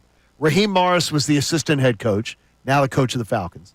Matt LaFleur was the quarterback's coach, now the coach of Green Bay. His brother Mike was on the staff. He's now the offensive coordinator of the Rams. Mike McDaniel, goofy Mike McDaniel, who was goofy back then, is now the coach of Miami. He was like an offensive analyst. And Jeff Ulbrich, the interim coach of the Jets, was the linebacker coach. Yeah, that's a stacked coaching staff. That was a stacked staff. And still, 28-3 will never be. You can see why they got up 28-3. Just probably you one of those guys should have had the idea to maybe run the football. Never could have, yeah. And blame it on Kyle Shanahan. I'm going to blame it on all of them. No, blame it on Kyle Shanahan. Somebody's got to figure that out. But, hey, that's all right. We're not worried about that. Yeah. We're worried about what Matt Ryan has to say about the Green Bay Packers matchup with the Philadelphia Eagles. He's got a lot to say about the Birds. I'm sure he does. We'll have to get the promo ready. He has plenty to say about sports in Philly. He does, and he's a Philly guy. So we'll talk to him coming up. But, John, you brought up something interesting there with that NFLPA All-Pro team, which was voted on by the players. Now, I said my piece about not believing it was too legitimate because there were no Eagles offensive linemen on that list. And it's crazy to have Which an is all-pro stupid. team Yeah, it's without stupid. any of them. But I'm interested on Brendan Gunn's thoughts. Are you dismissive of it as well? I am dismissive of it. I mean, if you remember, this is the third annual year they've done it. The first year they voted a kick returner who returned like 8 kicks all year based on his name, opposed to somebody that had a much better year. So I got to tell you, how often do they watch football? Do they go home and watch football after they play? Well, sometimes players do. I'm shocked at the amount of players that would tell me they never watched. That's what I mean. You when hear it they all the got time. done, that they got home on a game night and they would never watch. They just check out. They don't want to watch. Right. You're ingrained in football. You look at the top 100 list voted by the players. Mahomes is somehow 5. That's a great point. You know, was the number one thing they would talk about too? That they would do after games when they would go home? Play video games. Oh, hell yeah. It was always it blew my mind. You gotta hop on Call of Duty, get that game. The amount of NFL players that would tell me, well, what do you do to unwind after a game? Well, maybe I'll have a beer and I'll play video games. Johnny, that's exactly what I did last night. It's how I unwind for Sports Talk Radio. See, there it is. What do you have to unwind from? It's mainly Brendan Gunn and his stupid Notre Dame shirt. Joe Montana, who wasn't even playing when he was alive. Joe Montana was a linebacker. Water boy. Yeah, there you go. It's great work. We will talk about the game briefly later on in the show. Very briefly. Where I want to go next is I want your guys' thoughts on where the Eagles' biggest advantage in this game is at. Because we know they have a lot of places where they should be favored over the Packers. Like, you could argue offense, defense, every facet of both sides of the ball. You feel good about what the Eagles have comparatively to what the Packers are going to trot out there on Sunday. But where's, like, the biggest discrepancy? For me, I think I got to go with the secondary. And part of that is injuries, Jair Alexander not being available for the Packers on Sunday. But the Eagles' secondary has been such a revolution this year. I think that there's a chance that throughout the NFC postseason, and John has some numbers on this for later on in the show, but just as a base intro to this thought, there's a chance that throughout the NFC postseason, whoever you play, the Eagles secondary is going to be by far and away the biggest gap in ability when you look at different units of these teams. Like, they're just so much better than every other secondary in the NFC. Distinctly better. So that's mine. Do either of you guys have a different one that I have not yet considered?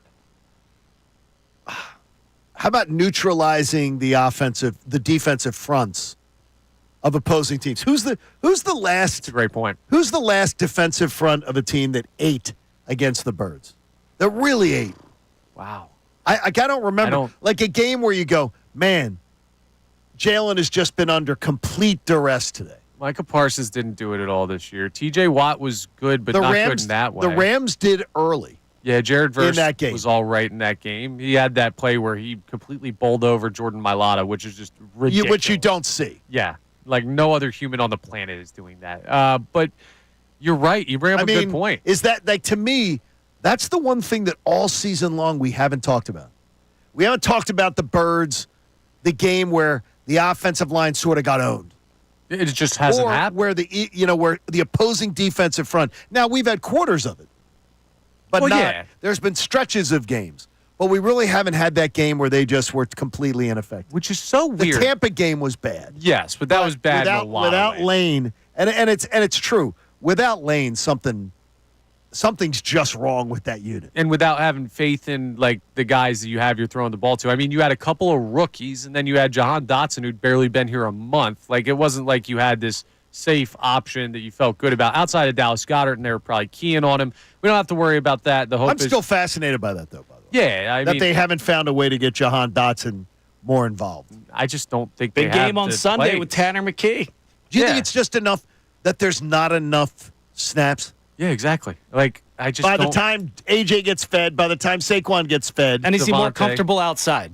Well, I think that's clear. Yeah. Yeah, I mean, that would seem to make sense. That was how he was used in Washington. I just don't think that the Eagles, like, would you be smart to run plays for Jahan Dotson if you have all this other stuff on offense? Like, he seems to be the second safety valve behind Dallas Goedert that they never have to use because this offense is so talented. They never get that deep into the playbook. Everything works. So that's what I think it is. I think he showed you he's a talented wide receiver. Is there a coaching edge? I mean, like, I can tell you this, Matt LaFleur, and you can go, if you want to just Google this later, because it's stuff that came up a couple times with me, is finding Matt LaFleur says Vic Fangio is one of the worst people to go up against. And he said it before this week, that going up against Vic Fangio is a nightmare. Just because you never know what he's going to pull out of his bag of tricks, and you never know everything, too. and you never know what he shows you in the first series of the game. He's going to adjust and show you. So you game plan for what you've seen on tape. Vic Fangio watches you the first series, what you're trying to do, and the second series, it's a completely different thing, and then you're trying to counter him. Dude, everybody loves Ben Johnson so much, who's the offensive coordinator for the Detroit Lions. And Pretty rightfully awesome. so. Yeah, He's rightfully done so. amazing things over the past couple years with that team. But there's an argument that Vic Fangio is the best coordinator in the NFC. There's an argument that what he's done with the players that he has at his disposal is more impressive than what Ben Johnson's done over the past couple years in Detroit. Now, I'm not trying to take anything away from Ben Johnson. I'm propping them both up. I'm saying these guys have both been incredible, but Vic Fangio's on that level. The only reason is, well, Vic Fangio has been around. He's not the shiny new toy. Ben Johnson, when's he going to be a head coach? Vic Fangio's this guy where he's just like, I don't have interest in being a head coach. He's been in the NFL longer than we've been alive, Connor. Exactly. Like, there's a little bit. That is wild. Right. So he's seen a lot of football, and I just think he doesn't get the national reclaim because you're looking at a guy that isn't going to be a head coach again because he doesn't want to be. That's just great at what he does now, and everyone's trying to be the first on the train of who's going to be the next Sean McVay or Mike McDaniels or whoever you want, Matt LaFleur, whoever you want to say, that he doesn't get the same love. Like, Vic Fangio is unbelievable he's at really his good. job. And it lends itself to something I think can be an advantage. Now, both teams are sitting at plus 12 on the turnover differential, but Jordan Love's thrown picks 11 times.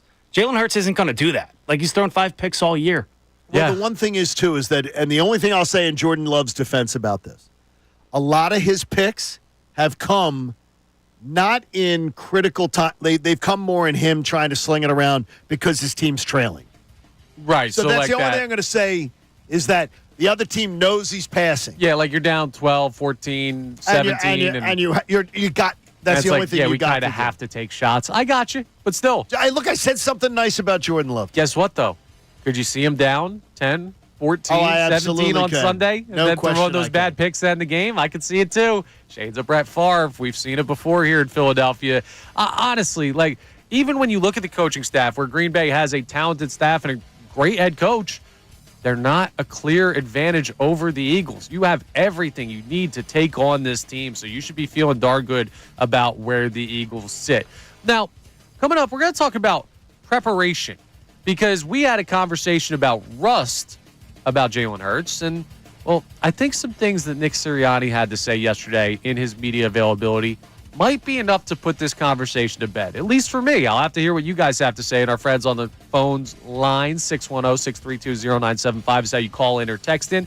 So we'll get into that coming up next. I am filling in for Andrew Salciunas. My name's Connor Thomas, and John Kincade is to my left. Brandon Gunn is on the board. We're back after this from Kincade and Salciunas next here on 97.5 The Fanatic. Mike Missanelli. If you're saying that Tanner McKee can come in.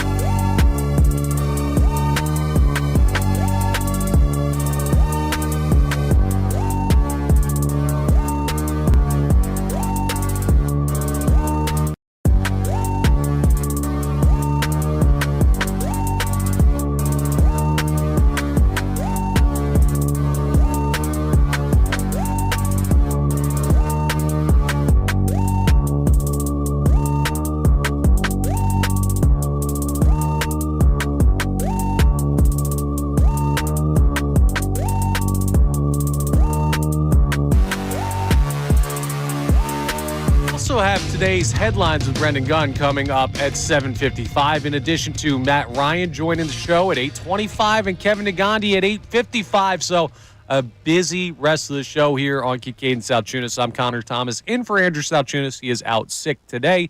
John Kincade to my left, B Gunn on the board.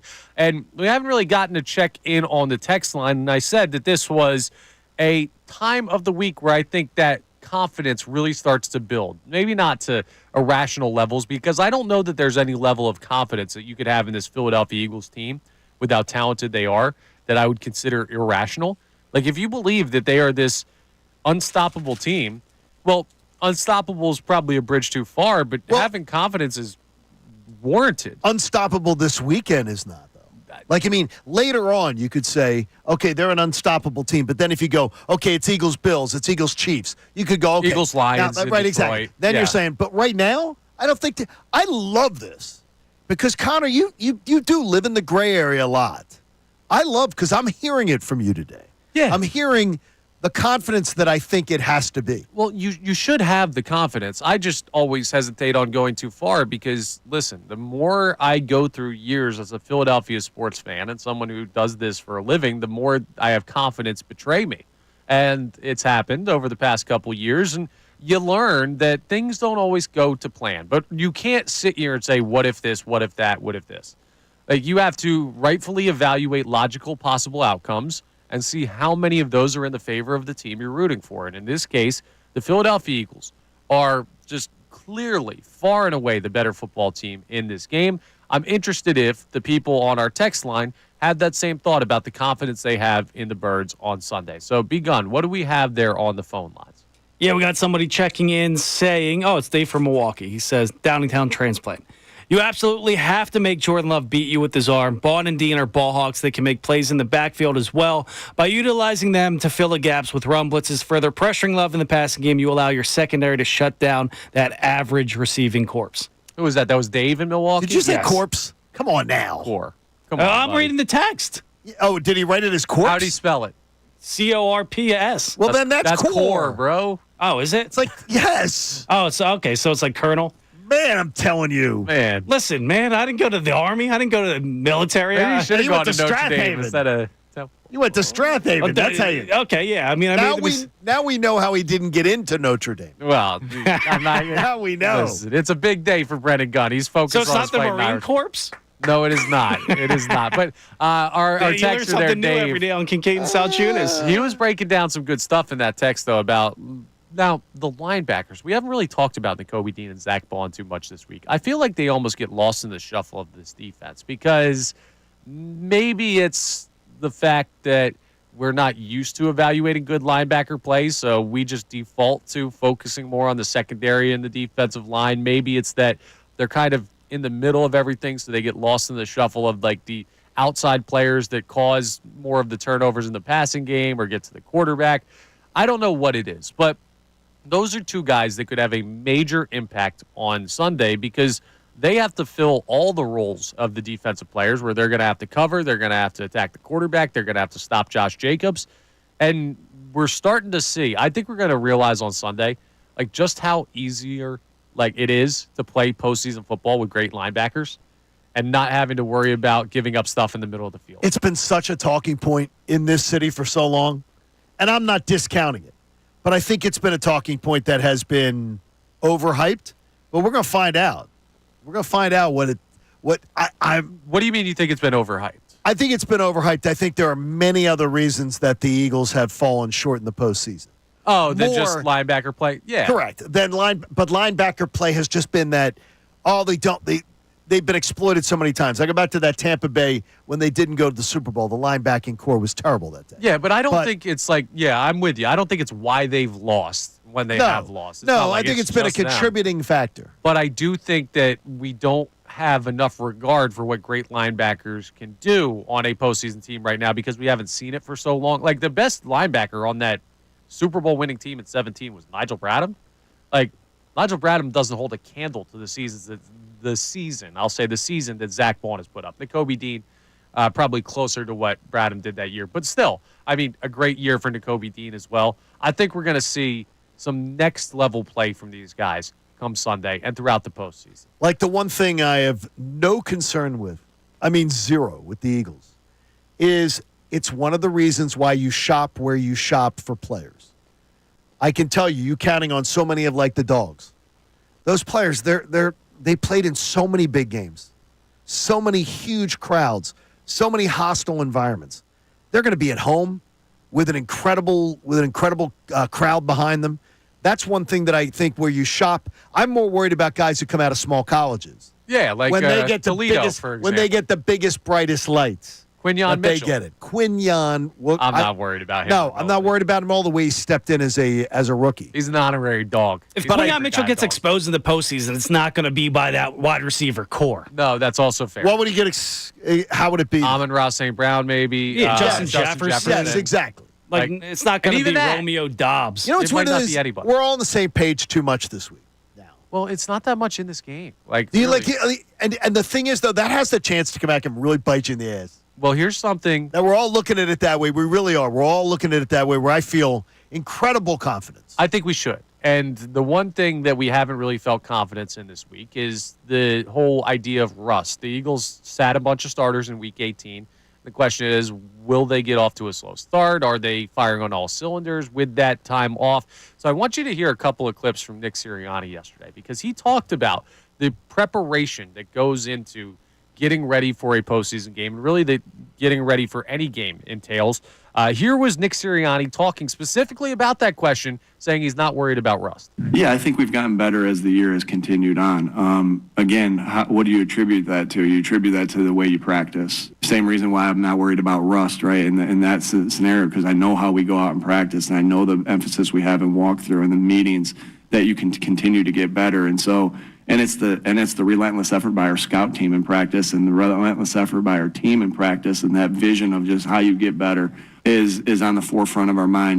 I hear a different Nick Sirianni. Right? Do you hear it too? A little bit, yeah. I know what you're saying. Like much more controlled, much more confident in what he's saying. Direct message. Like, that is a man speaking that I believe thinks, I've got the better team, I've got the better talent, and we're going to go out and take care of business. Yeah, he's not worried about the rust. He's not hemming and hawing at all. He also talked about something that we've brought up throughout the year that pops up every once in a while in Eagles conversation, and that's what they were focusing on this week in practice, one of the building blocks of playing football.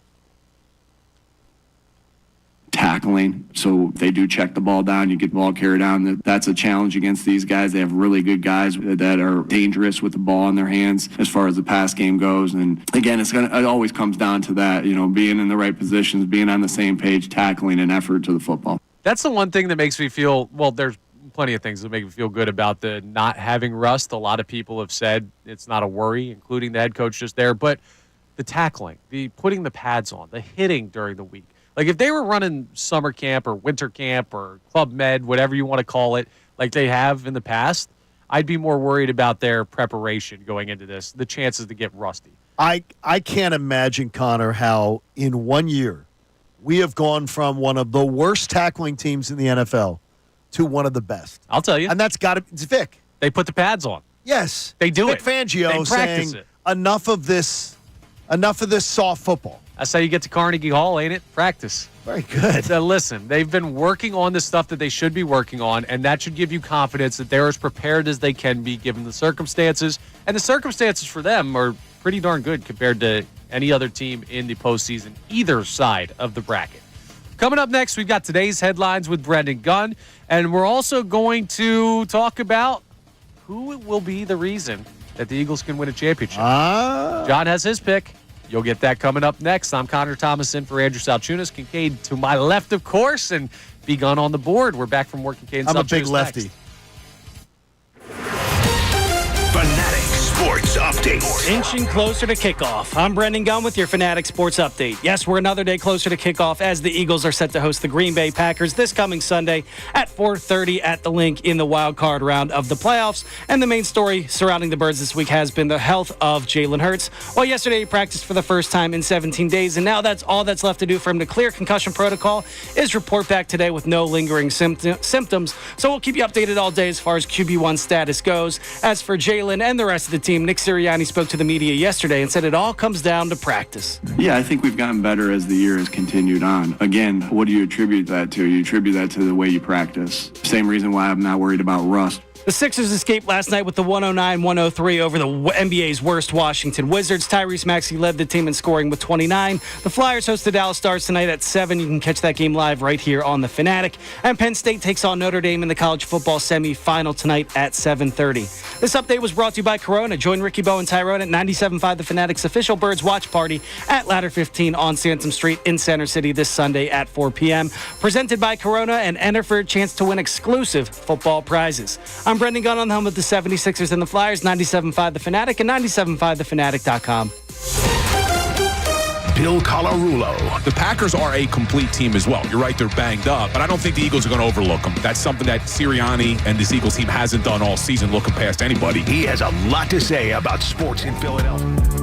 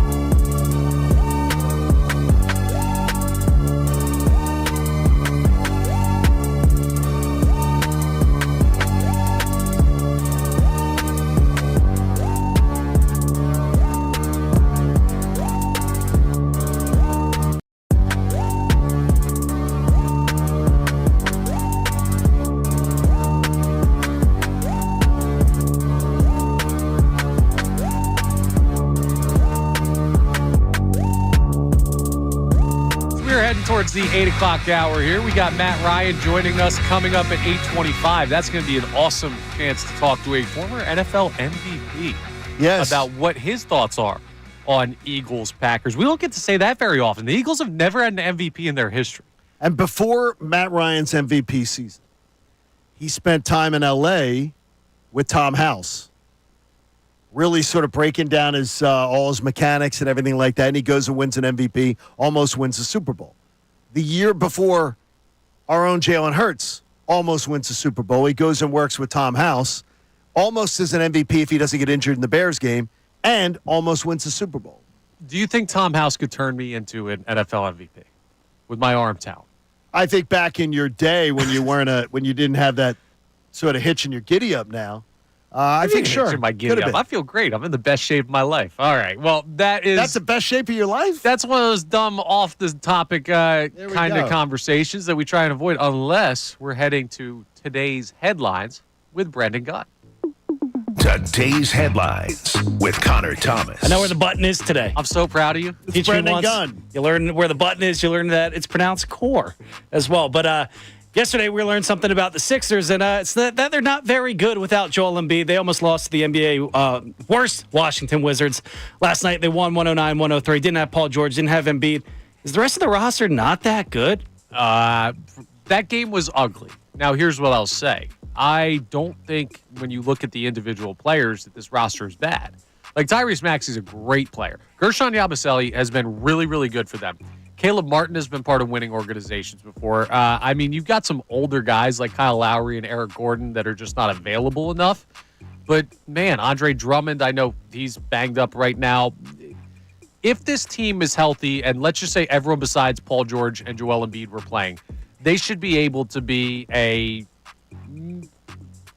500-ish team if they were being coached the way that they should be, and I've got to put most of that on Nick Nurse. Yeah, I've been not moved by Nick Nurse.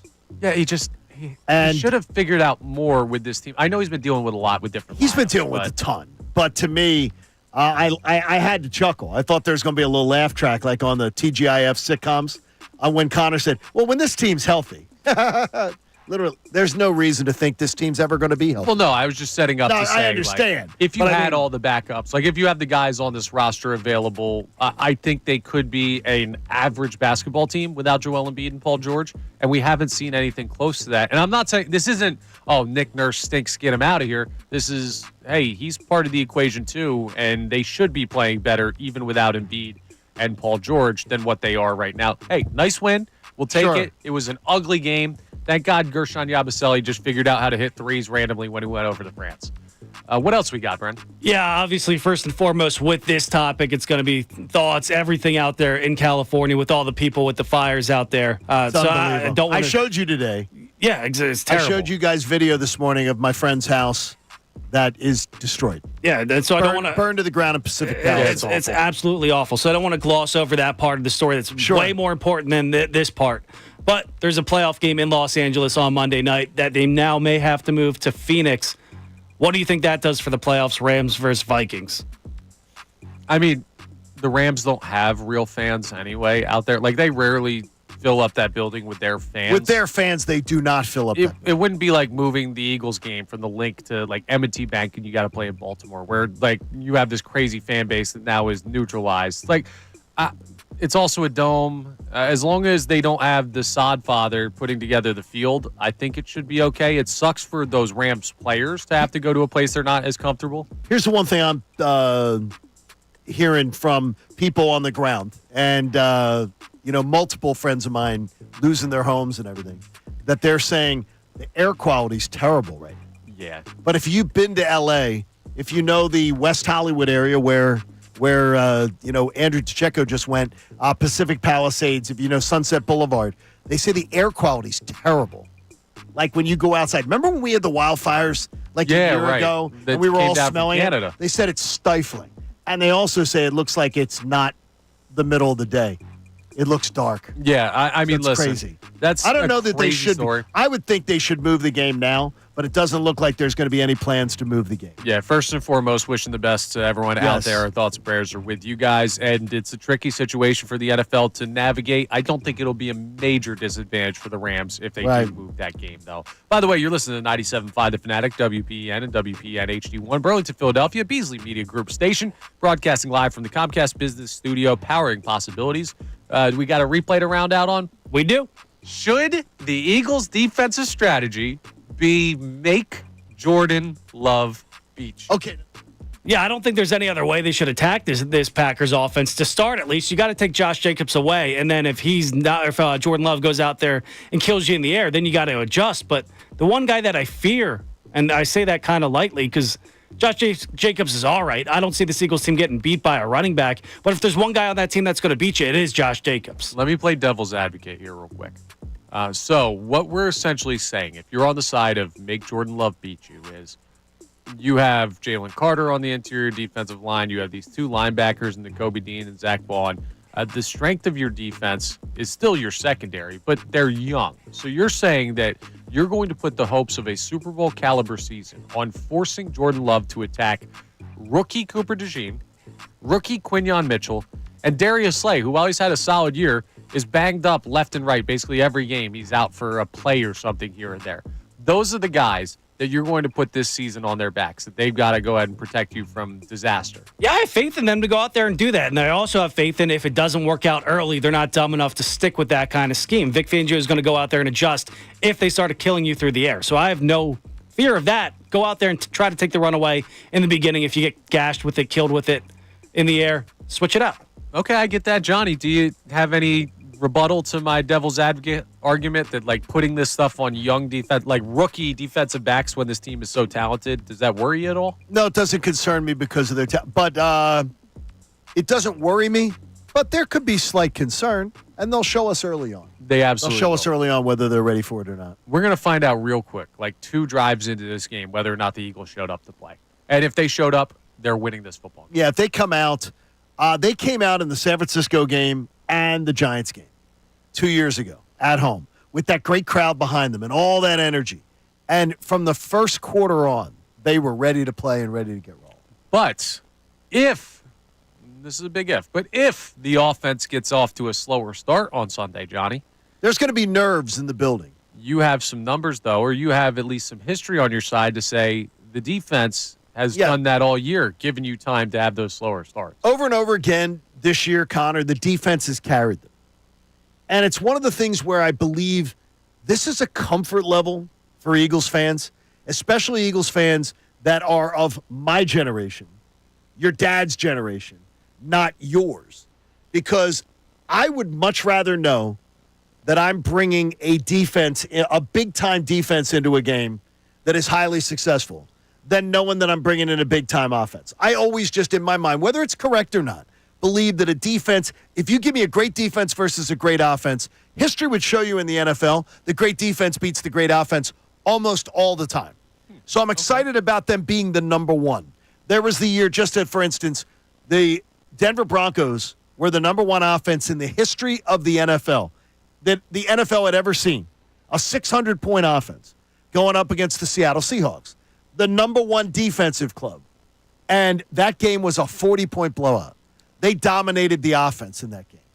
Think of it this way. If the Eagles are going to give you a parade, and I'm begging for this, the Packers are 8th in points per game. And if you advance, you're going to have to navigate the Lions, who were first, the Buccaneers, potentially, who were 4th, the Commanders, who were 5th, the Vikings, who were 9th. That is a ton. I mean, if you just look at it that way, the Eagles, the Packers, the Lions, the Bucs, the Commanders, the Vikings.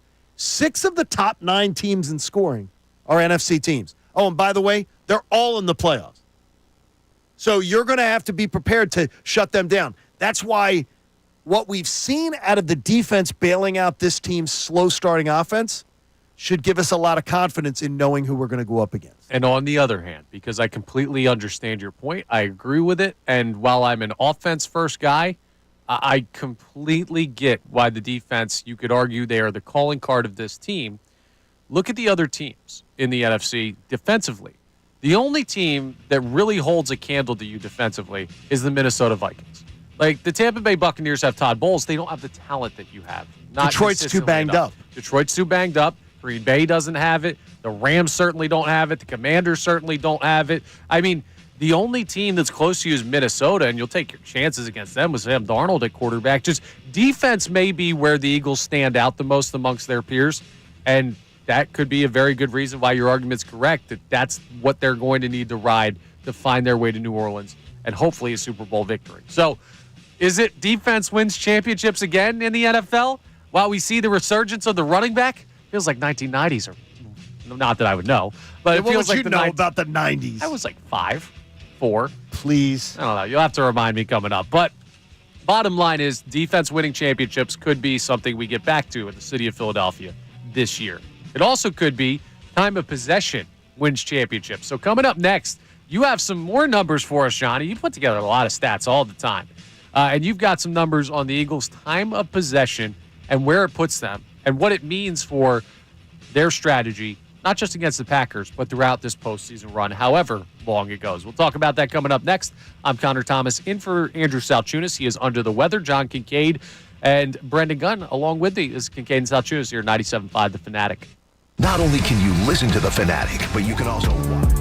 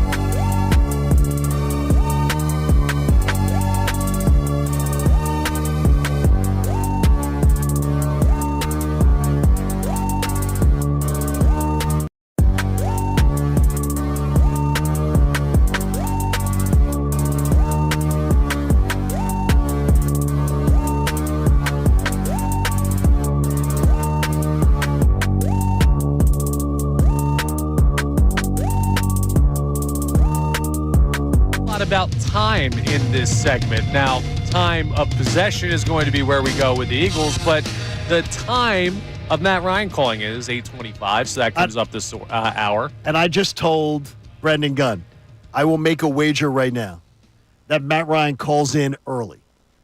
Well, hey. This is the kind of guy he is. He's very diligent. He's very prepared. Former franchise quarterback, first in, last out, man. He would fit in if he joined us in the morning, and the way our crew works, where everybody's very sort of structured. Matt would fit in here day one because he's extremely structured. Well, it'll be cool to have an extremely structured interview with him coming up to discuss the matchup between the Eagles and the Packers, two sides that he's very familiar with, even though he played his career in Atlanta. And anytime you get a chance to talk to an NFL MVP and a guy who quarterbacked in a Super Bowl, it's really interesting to get that perspective. So it's going to be a must-listen interview coming up. We're going to have Kevin Nagandi at 8:55 to talk about his perspective. Another local guy, national. Yeah, absolutely. Love to see Philly on a national stage. It's nice. And we're going to have some great stuff in between those interviews, starting with this conversation about time of possession. Now, we know that the Eagles have been this boa constrictor of an offense, and that if they get you in their grasp, they wrap you up and they choke your breath away. That's the way that they end every game that they're up. And we had the conversation yesterday, Johnny, about, the Achilles heel for the Eagles. Green Bay Sports Talk Radio was talking about, potential, they were looking, and by the way, they were struggling. Yeah, right. It's hard to find. They were making it clear to say, we're having a hard time finding a weakness with the Eagles. Well, that is the whole myth of the Achilles heel, is it's not in an easily accessible spot. Correct. And that would seem to reason to be what's going on with the Eagles right now. But they brought up the whole, don't let them get this lead late because then they'll just choke the game away. It'll and be done. Next thing you know, it is over before you get the ball back. Can you tell us a little bit of what the numbers say about why the Eagles are so good at this? Well, the weird thing is that for his entire career as an offensive coordinator, it was clear that, let's say, time of possession was not something that Kellen Moore really cared about much. But it was obvious that when he was hired here, they said, we care about it. Because the Eagles were 14th last season under 2 creams, 1 sugar. It was a struggle with their offensive game plan. This year, number 1. The best team. 32.22 seconds. Yeah, I would not have imagined that was possession. Brian Johnson last year. And it was not. Last year they were 14th, and in 1 year, bringing an adult into the room, a competent offensive coordinator, they're number 1 in time possession. The Eagles were the only team in the NFL, only one, to average over 33 minutes in time of possession, so 6 minutes more than their opponents in their home games. The Eagles have been a crushing, you say boa constrictor, great one. That they have literally taken the life out of teams, especially in the fourth quarter, leading the NFL in fourth quarter time of possession. So these numbers all point to the formula for the Birds. What's amazing about it, though, doesn't make sense. How much time have we spent talking about the Eagles starting slow? Right, and then they just possess the ball, and it's just like, shouldn't they have to score quickly if you're starting slow and behind? Like in the fourth quarter, though, the fact that their fourth quarters, they start slow, we complain about. One of the worst teams scoring in the first quarter. Yet they're the best team in the fourth quarter, and they're the number 1 team at home in time of possession. It means 2 things to me. What's it mean? Because I swear to you, I have no answers on this, so I can't wait to hear yours. The first thing is it's a credit to the coaching staff. You have 2 guys that have the confidence to say, hey, we're going to take a punch, or we're going to go out and maybe scrap a game plan. Okay. And we have the confidence that we can do that with these players and with our scheme during a game, not just over the course of the week. We could change things on the fly if needed. But it also says this team does not panic. This team gets down, and they don't lose their mind. And that's from the coaching staff to the players, to everybody. They say, okay, we're going to change what we need to, stick with what we think still works. We're not going to freak out and throw the ball a million times. There's a poise. Yeah, exactly. And frankly, it's even more impressive considering what happened last year, where the inability to change or the unwillingness to change led to the collapse that we saw in 2023. If that was the case, I would have a little bit less nerve when it comes to getting down early in games. It'd be like, are we seeing what was wrong last year happen again? This team hasn't let that thought enter their minds at all. No, they don't. And again, that's one of those things. There are things that I've complained about with Nick Sirianni. But that, to me, has to be something that he gets credit for. Yeah. It's the players that carry it out.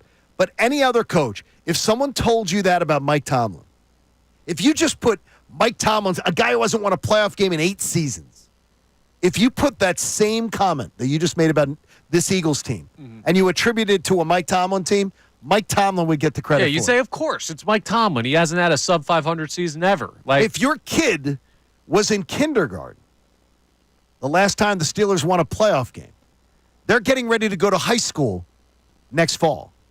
Think about that. Yeah. And the thing is, in this city, if we attributed that comment you just made about how the Eagles have the poise and they don't let it phase them, if we attributed it to Mike Tomlin or the Pittsburgh Steelers, Mike Tomlin would get all the credit. Nick Sirianni gets none of the credit, and he should. He should get more. And by the way, shame on me for not taking that awareness to more often with Nick Sirianni. You can understand it after what happened last year, but Nick Sirianni Sure. has done everything he can this year to make up for this past season prior to this one. And now you need to see the postseason success. We're going to talk at the start of the 9 o'clock hour. We're going to have a conversation about postseason success because we know Nick Sirianni's numbers in the regular season.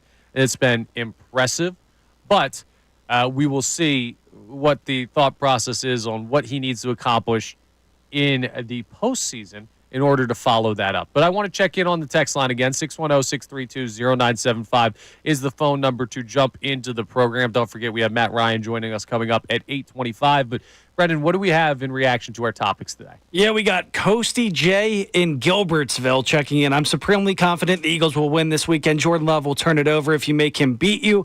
This defense is too good to expect anything less. Go Birds. All right, Coasty J. I love the name. I love the confidence. And the turnovers thing, this Eagles defense all of a sudden became a side that you believe is going to turn someone over every game, right? Well, the way it's become, yes. And they weren't great at it early.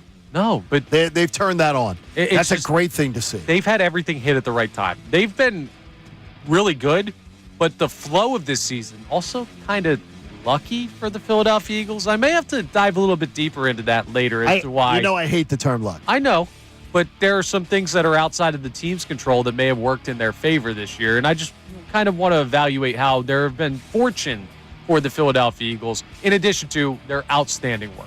So maybe we'll talk about that in the 9 o'clock hour as well. But coming up next, we've mentioned it a bunch of times, former NFL MVP Matt Ryan will join us. He will talk about the Eagles and Packers matchup. And he'll call it early. Yes, he will. Yes, he will. So we'll Watch. talk to him coming up next. I'm Connor Thomas in for Andrew Salciunas, John Kincade to my left, Brandon Gunn on the board, and we are back after this here on 97.5 The Fanatic. Fanatic Sports Update. Will Jalen Hurts clear protocol today? I'm Brendan Gunn with your Fanatic Sports Update. We're another day closer to the Eagles matchup with the Green Bay Packers this coming Sunday at 4:30 in the wild card round of the playoffs. And the main story all week has been Jalen Hurts' health. Well, yesterday he practiced for the first time in 17 days, and all that's left for him to do to clear concussion protocols. Report back today with no lingering symptoms, and then he'll be cleared by the independent doctor. We'll keep you updated all day as far as QB1 status goes. As for Jalen Hurts and the rest of the team, Nick Sirianni spoke to the media yesterday and said the results all come down to practice. Yeah, I think we've gotten better as the year has continued on. Again, what do you attribute that to? You attribute that to the way you practice. Same reason why I'm not worried about rust. The Sixers escaped last night with a 109-103 victory over the NBA worst Washington Wizards. Tyrese Maxey led the team in scoring with 29 points. The Flyers host the Dallas Stars tonight at 7. You can listen to that game right here on The Fanatic. And Penn State takes on Notre Dame in the college football semifinal tonight, the Orange Bowl, at 7:30. This update was brought to you by Corona. Join Ricky Bowe and Tyrone Johnson at 97.5 The Fanatic's official Birds playoff watch party at Ladder 15 on Sansom Street in Center City this Sunday at 4 p.m. Presented by Corona, and enter for a chance to win exclusive football prizes. I'm Brendan Gunn on the home of the 76ers and the Flyers, 97.5 The Fanatic and 97.5thefanatic.com. Vacation? Business trip? Don't worry. You can still hear all your favorite Fanatic shows.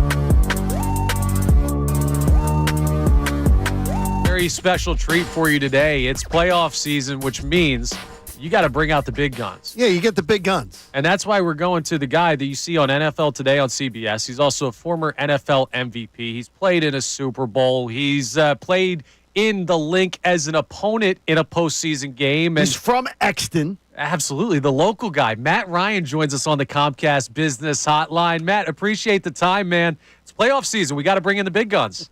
Yeah, I love the intro. I appreciate it. Yeah, I mean, could we rattle off anything else about your resume?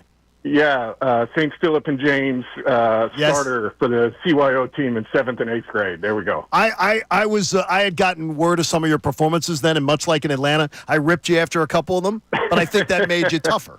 I think it's That's good. right. It's good. It's good for you. It builds character. I got to tell you, Matt, I didn't see where you've ended up being on a really prominent set, one of the most prominent voices now covering the NFL.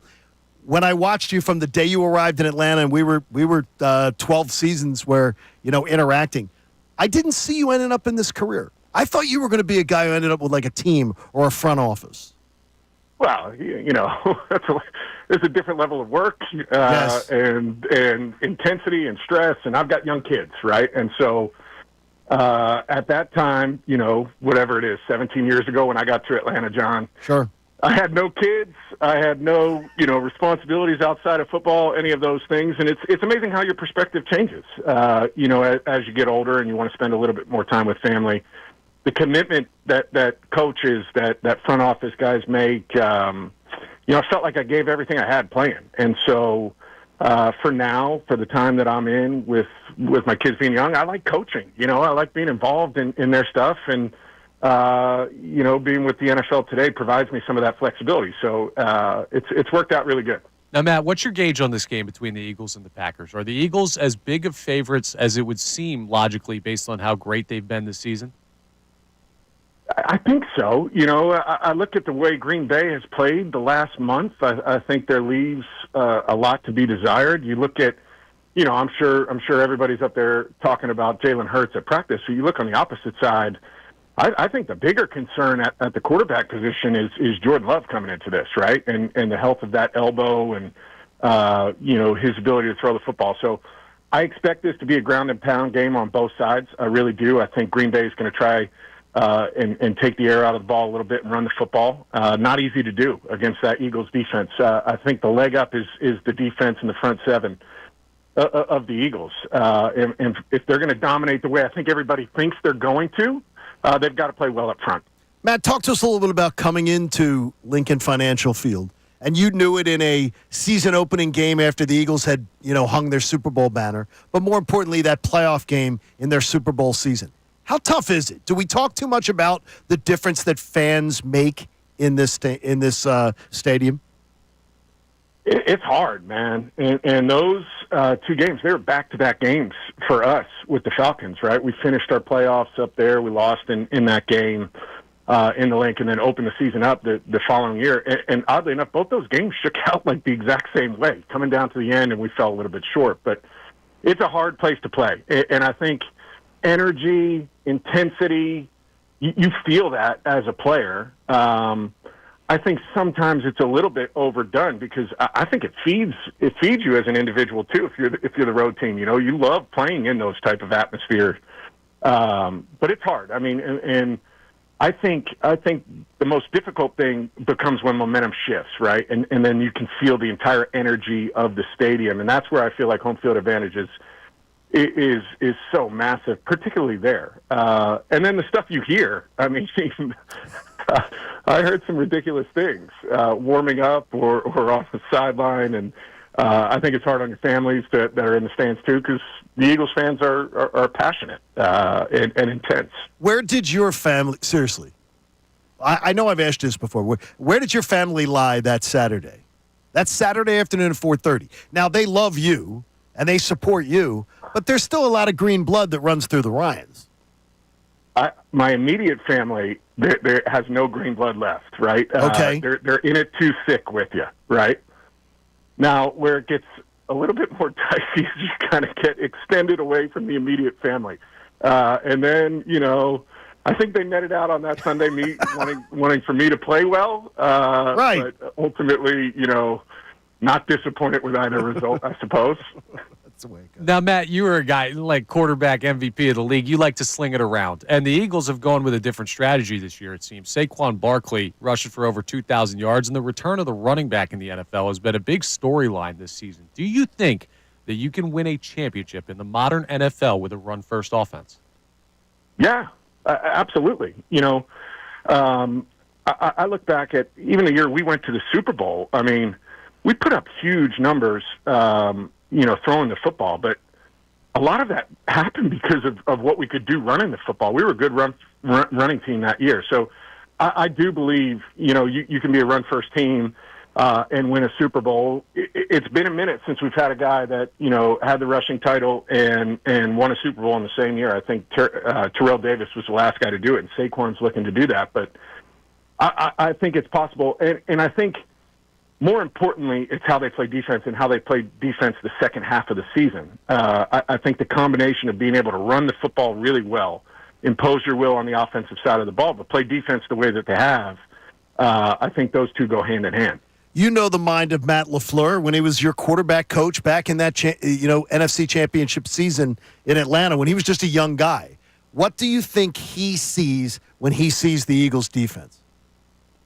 Yeah, I think he sees he's got his work cut out for him. Exactly. And that's to me, you got to win up front. And when I look at the Eagles' defense, it's about containing the guys up front.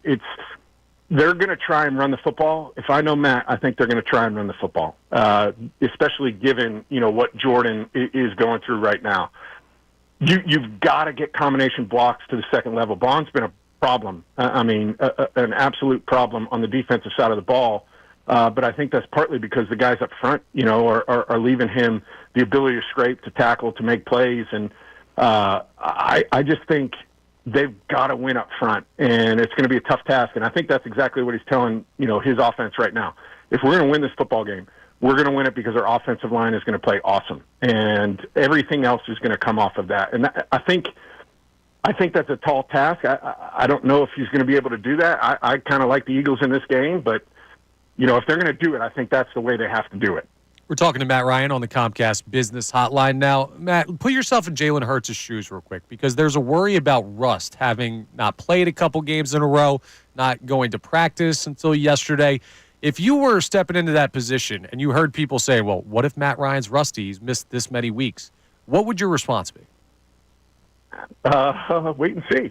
I think that's kind of how I would view it. I think I played very differently than Jalen does, and I think rust is more prevalent when you're a timing player, when you're a rhythm type player. I think Jalen is very good at kind of holding on to the football, extending plays. Now, whether he'll do that with kind of the head concussion coming out of the protocol, all of those kind of things, we'll see how they game plan it. But this isn't a knock on Jalen. I just don't view him as kind of a rhythm timing passer, right? He throws a lot of isolation routes on the outside. I think they do that very well. He's got guys that are big and physical in A.J. Brown, and then speed in Devontae Smith, and so I just don't think I don't view it as affecting him as much as maybe a Tua or someone in that light. If the Eagles win a championship and we have a parade down Broad Street, is it going to be, do you believe, because of their offense more or their defense more? I feel like their defense is going to show up. So I think in order for them to win a championship, I think it's about what their offense does, right? Are they able to run the football the way that they have? Is their passing game going to be there when they need it, right? No matter if you're a run-first team or not, there's going to be opportunities where you have to throw the ball to win games. And ultimately, I think if they're going to have that parade, I think that it's because of the offense playing at a level that they need to play at to win. Okay, I just feel like the defense is going to show up. I think it's cool, though, that your jersey hangs in quite a few places that I frequent in the Westchester area. Like, it's hanging in a P.J. Wellahan's. It's hanging here and there. So we still love you here. We just don't, sometimes we don't like you, back in the day you're playing. Now we can love you once again. It's all good now, right? Like, yeah, I'm not right then. to that field now. Yeah, so. It's okay. And listen, I felt both the love and the hate, and so it's all good. By the way, so I know you've been. I watched you in your career, and I would question you sometimes. Come on, aren't you really rooting for the Phillies? Have you totally gone Braves? Have you totally gone like Atlanta now? It's sad to say I have, and I think that. And that's our time for today. No, I'm kidding. Yeah, that's right. That's right. I think the full shift happened when my boys were born, right, and have gotten older, and now they're fans, and so like I'm all the way in. They're Freddie Freeman fans, those boys. I know, and they still like him with the Dodgers, which is crazy to me. The craziest thing for me, right, and I'll leave you guys with this, but I hated the Braves growing up. Like, they ruined my childhood. Yes. And then I got to meet all these guys that ruined my childhood, and I ended up really liking them, and I was like, this is crazy, like Smoltz or Glavine or Chipper, all those guys. And so, you end up rooting for people once you get to know them. Matt, great stuff, and greatly appreciate you making time for us this morning, buddy. Good to talk to you again. You got it, man. Appreciate you guys. There you go. Thank you. Matt Ryan on the Comcast Business Hotline there. Every day in business is a big day. Comcast Business gets you ready for what's next. Man, you can tell he's an area guy, but you can also tell he's got a lot of respect for where he played forever. I told him had a conversation last Saturday, and I told him, your entire playing career, I tried getting so much out of him, and he would give you nothing. Well, he's like, now he's free-spirited. He gave us a bunch there. He gives us a lot there, a lot to unpack. And we will unpack it coming up next, including what he had to say about Jalen Hurts. If you're worried about rust, interesting breakdown of not just this week, but the type of quarterback Jalen Hurts is. And we'll have to see why he disagrees with you on the offense versus defense, who's going to be the reason the Eagles win a championship if they do.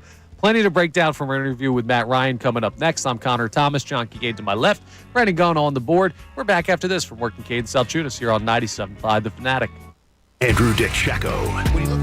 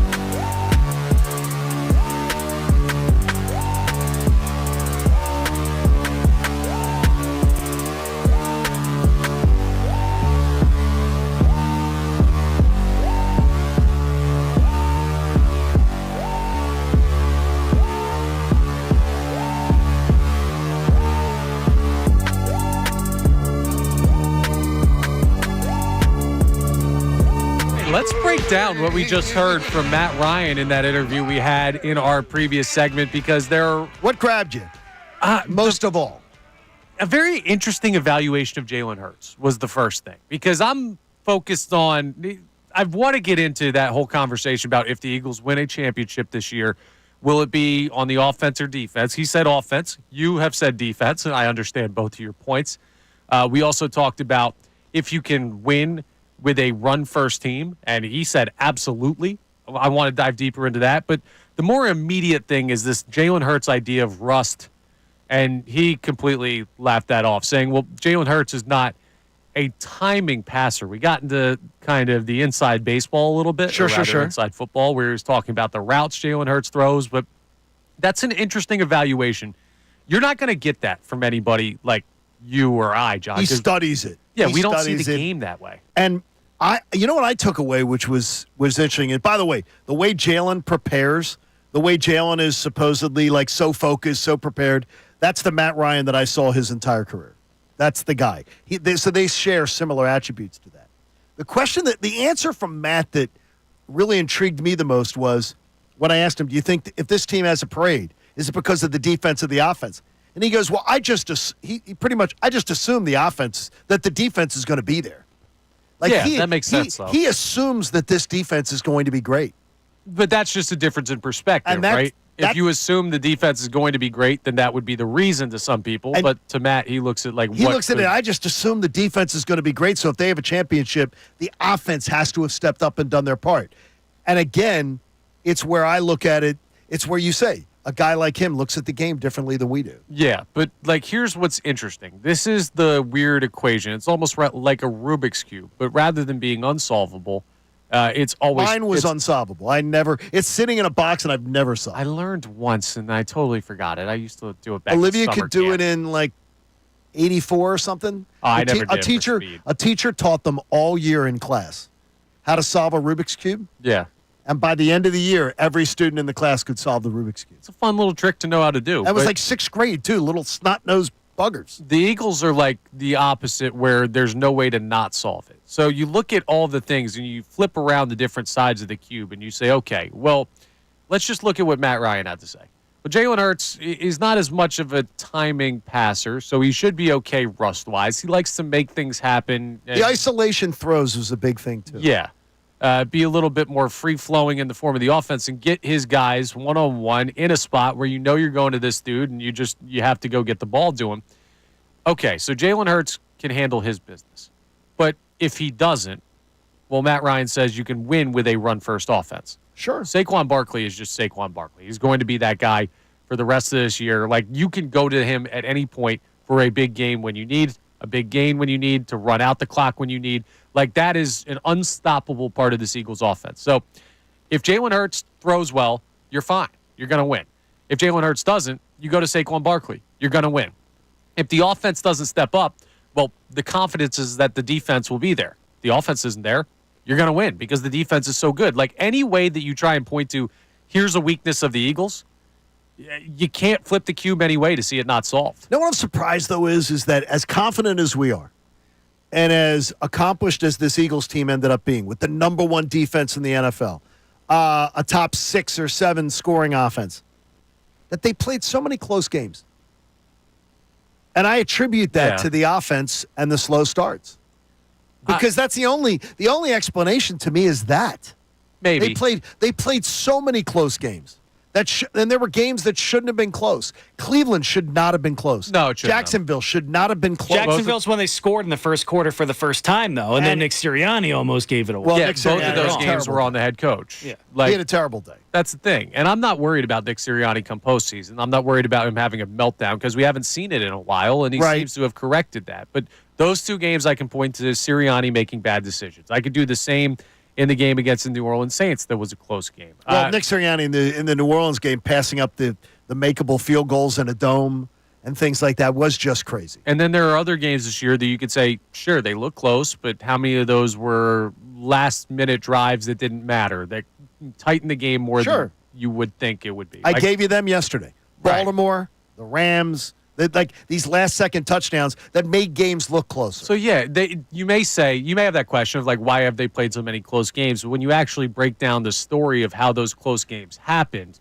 it's not so much the Eagles don't have the talent, the ability. To close it out. Yeah, it's just that they close it out so well, we don't even care if you get close.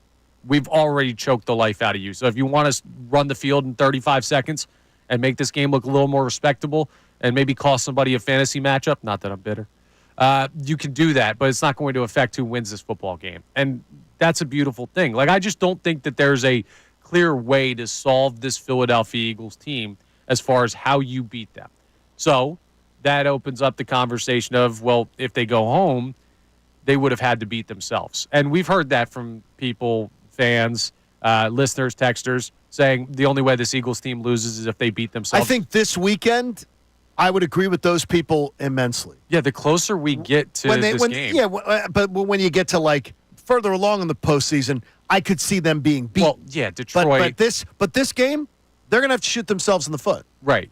They're going to have to be unforced errors. The closer we get to this game, the more I'm like, those people are right. The only way the Eagles do not win this game is if it is of their doing. Because Green Bay is not bringing anything in here that's going to stop that monster of an equation that we just ran through with what makes the Eagles so good. And all things that, like, this is not us. The points that I used to make that argument were things that Matt Ryan said in an interview with us earlier this hour. Like Tony Dungy said earlier in the week. Yes. Kuhn yesterday. John with Kuhn, the Mike Missanelli a former show. Packer, says the Eagles are winning this game by 2 scores. Sideline reporter for the Packers. I don't know what more you need to hear. And I know this might sound to some like, oh, well, overconfident, pretending like there's no way you can lose. First off, our overconfidence doesn't affect the team.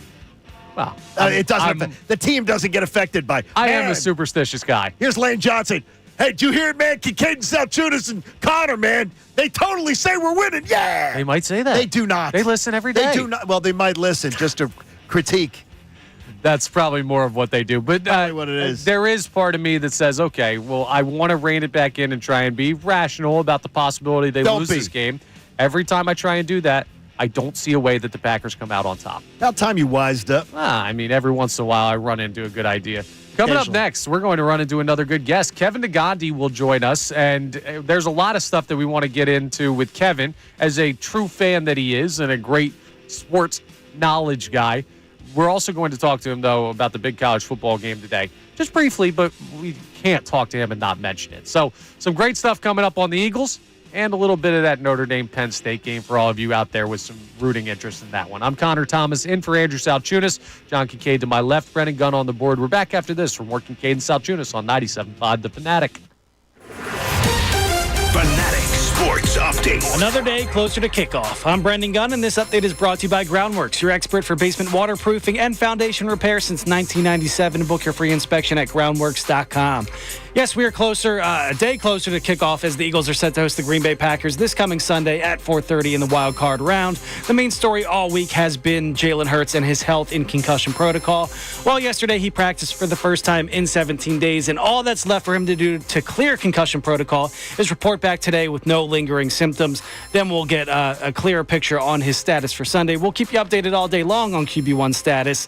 And the Sixers, they won last night. They barely escaped with a 109-103 victory over the Washington Wizards, the NBA worst Washington Wizards. Tyrese Maxey led the team in scoring with 29 points. The Flyers host the Dallas Stars tonight at 7. You can listen to that game right here on The Fanatic. And Penn State, they're taking on Notre Dame in the Orange Bowl in the college football semifinal tonight at 7:30. This update was brought to you by Allstate. Some people just know you could save money on car insurance by checking Allstate first. So what are you waiting for? Check Allstate first for a quote today. You're in good hands with Allstate. I'm Brendan Gunn on the home of the 76ers and the Flyers, 97.5 The Fanatic and 97.5thefanatic.com.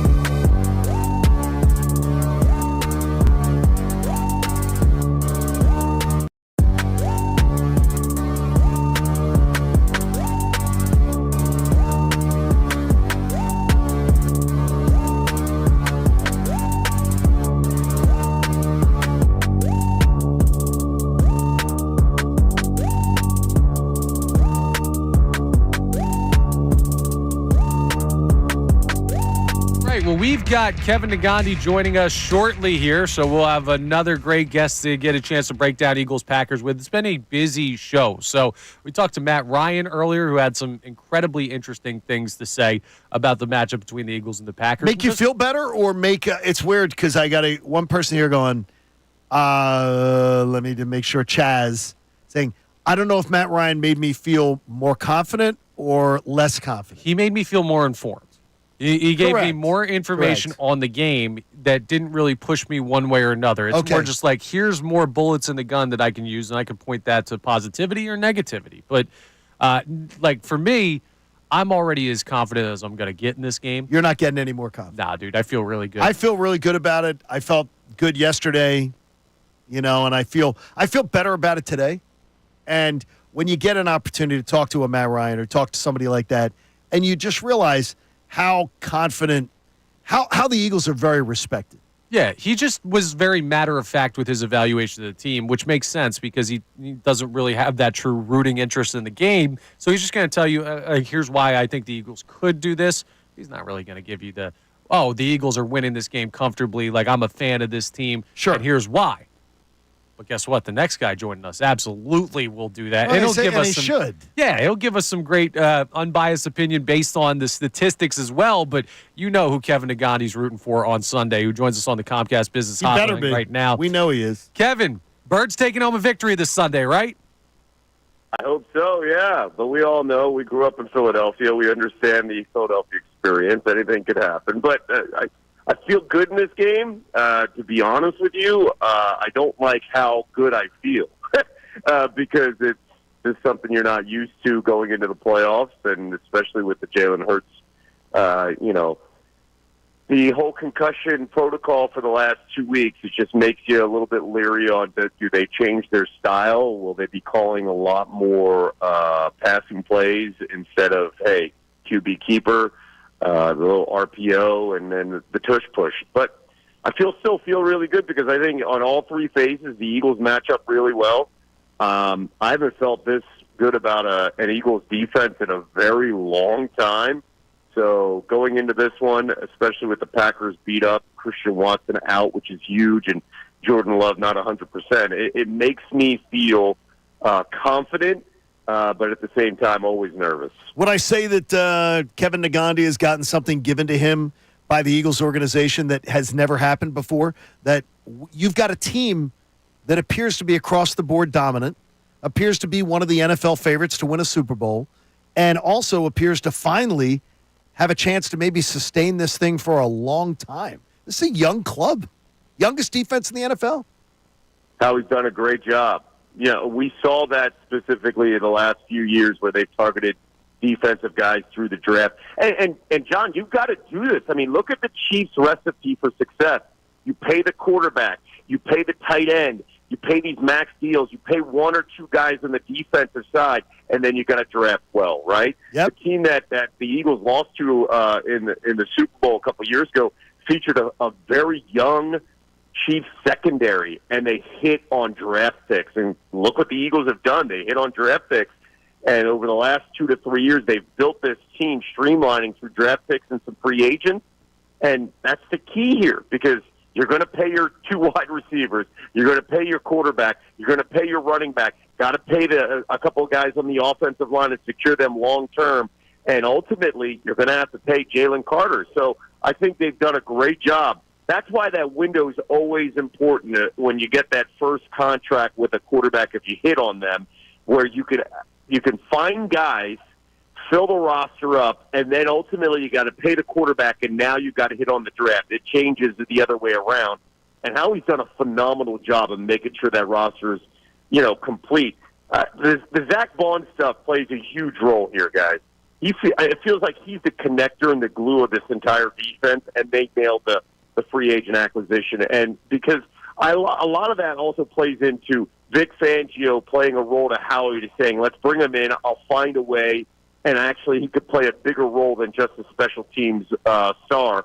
And we've seen it, man. And I think he's going to play a critical role here when you look at Josh Jacobs, and Josh Jacobs getting in the short field for, dump passes for Jordan Love to help him.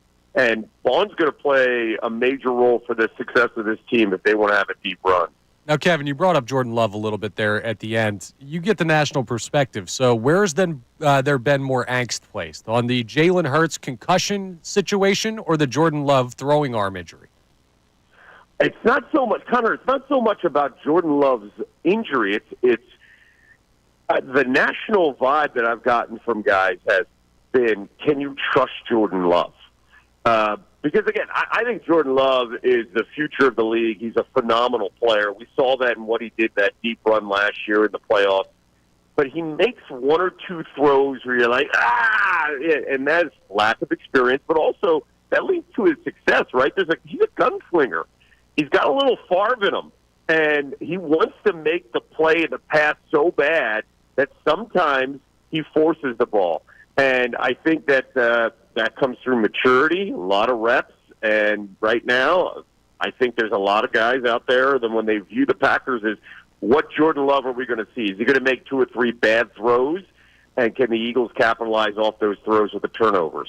Kev, if I said to you right now you could pick the Eagles' path that would end them in New Orleans.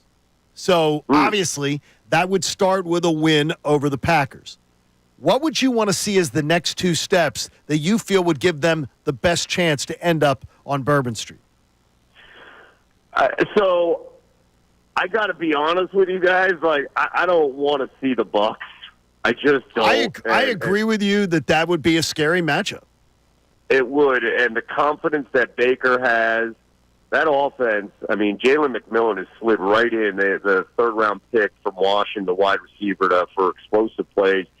Bucky Irving, Dan Orlovsky was on NFL Live. I hosted it yesterday. Dan Orlovsky, with his hands, catching how he runs, and I was like, oh, wow. I think the Bucs are a dangerous team when you have a confident Baker Mayfield, and Todd Bowles is still a wizard as a defensive guy. And let's not forget, Nick Sirianni and this Eagles team and Jalen Hurts, they have a Super Bowl run, but it's bookended with first-round exits to the Buccaneers. And so I just don't want to face the Bucs right now in that second round. I'd rather face the Commanders and Jaden Daniels. And now if Jaden Daniels is in round number 2, that the confidence for a quarterback like him is going to be soaring high. When you look at personnel and the matchups, I prefer to face the Commanders a third time compared to facing the Bucs a second time. And I don't count that first matchup in the regular season against the Bucs because the defense was trying to figure things out, and that felt like the 4th preseason game, right?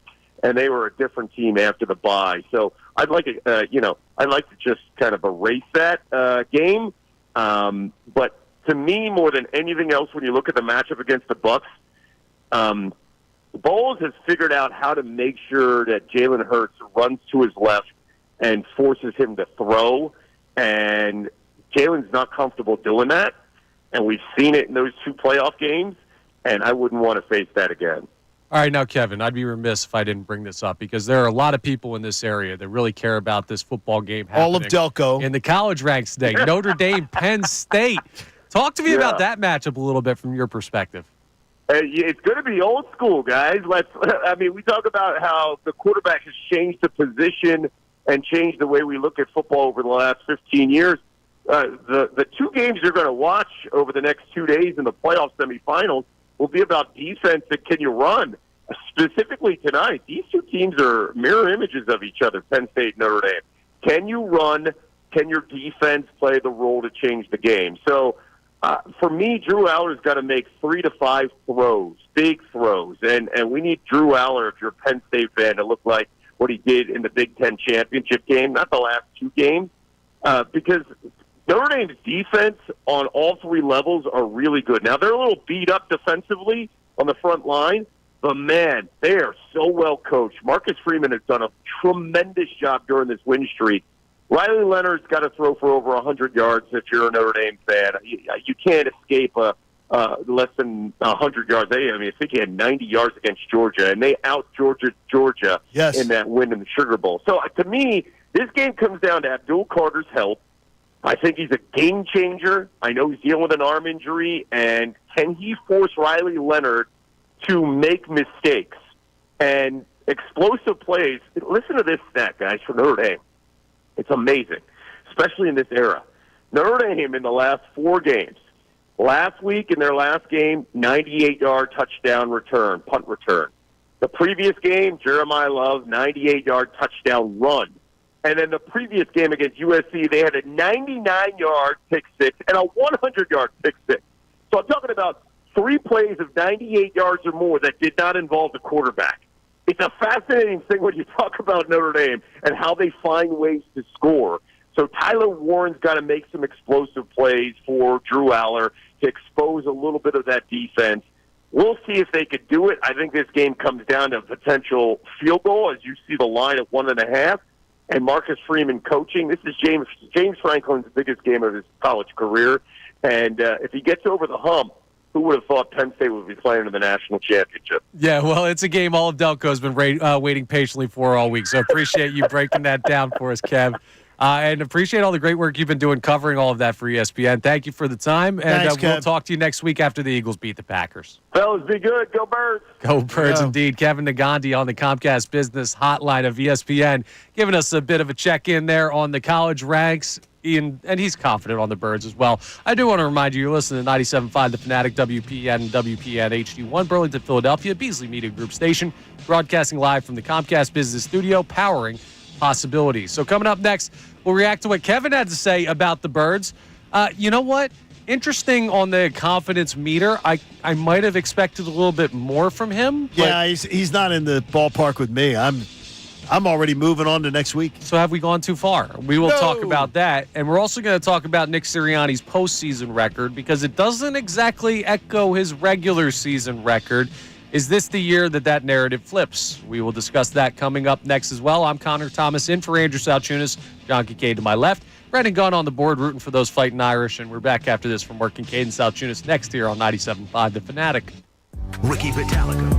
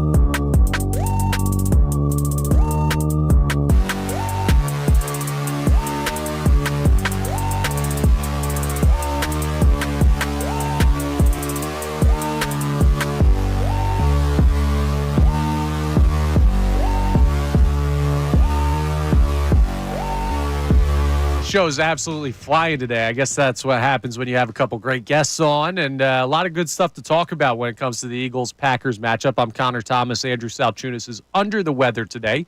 Hopefully getting better. Yeah, But fingers crossed. I appreciate it maybe in the business workplace. Stay home when you're sick. Yeah, listen. Don't get everybody else sick. Well, everybody else pretty much already is. Everybody but battles something this time of year, but you don't need to. The flu's nothing to mess with. It is flu season. No, you should not mess with it. But we got Brendan Gunn sitting in my spot on the board. Of course, John Kincade, who never misses, right to my left, unless he's got one of his month-long vacations. Or cancer. You know, you're still here, though. Sometimes, I did all right. Famously, you tell us you did not miss, and you were here. Other than my surgery, 4 days. Yeah. Doing double chemo, but mainly because of the fact is Christina wanted me the hell out of the house. Well, I don't blame her on that. Exactly. We can't. But the availability here, I mean, it's questionable. Same with the Eagles going into this week. But Jalen Hurts, he's ready to go, and that's something that's been a big storyline of today's show. It's good to have him back. And you know what? That was really interesting on Kevin Nagandi's point. So we just talked to Kevin Nagandi of ESPN in our last segment. If you did not hear it, you can go back and watch it on our YouTube channel or listen to the podcast. Same thing you can do with our Matt Ryan interview from earlier in the show.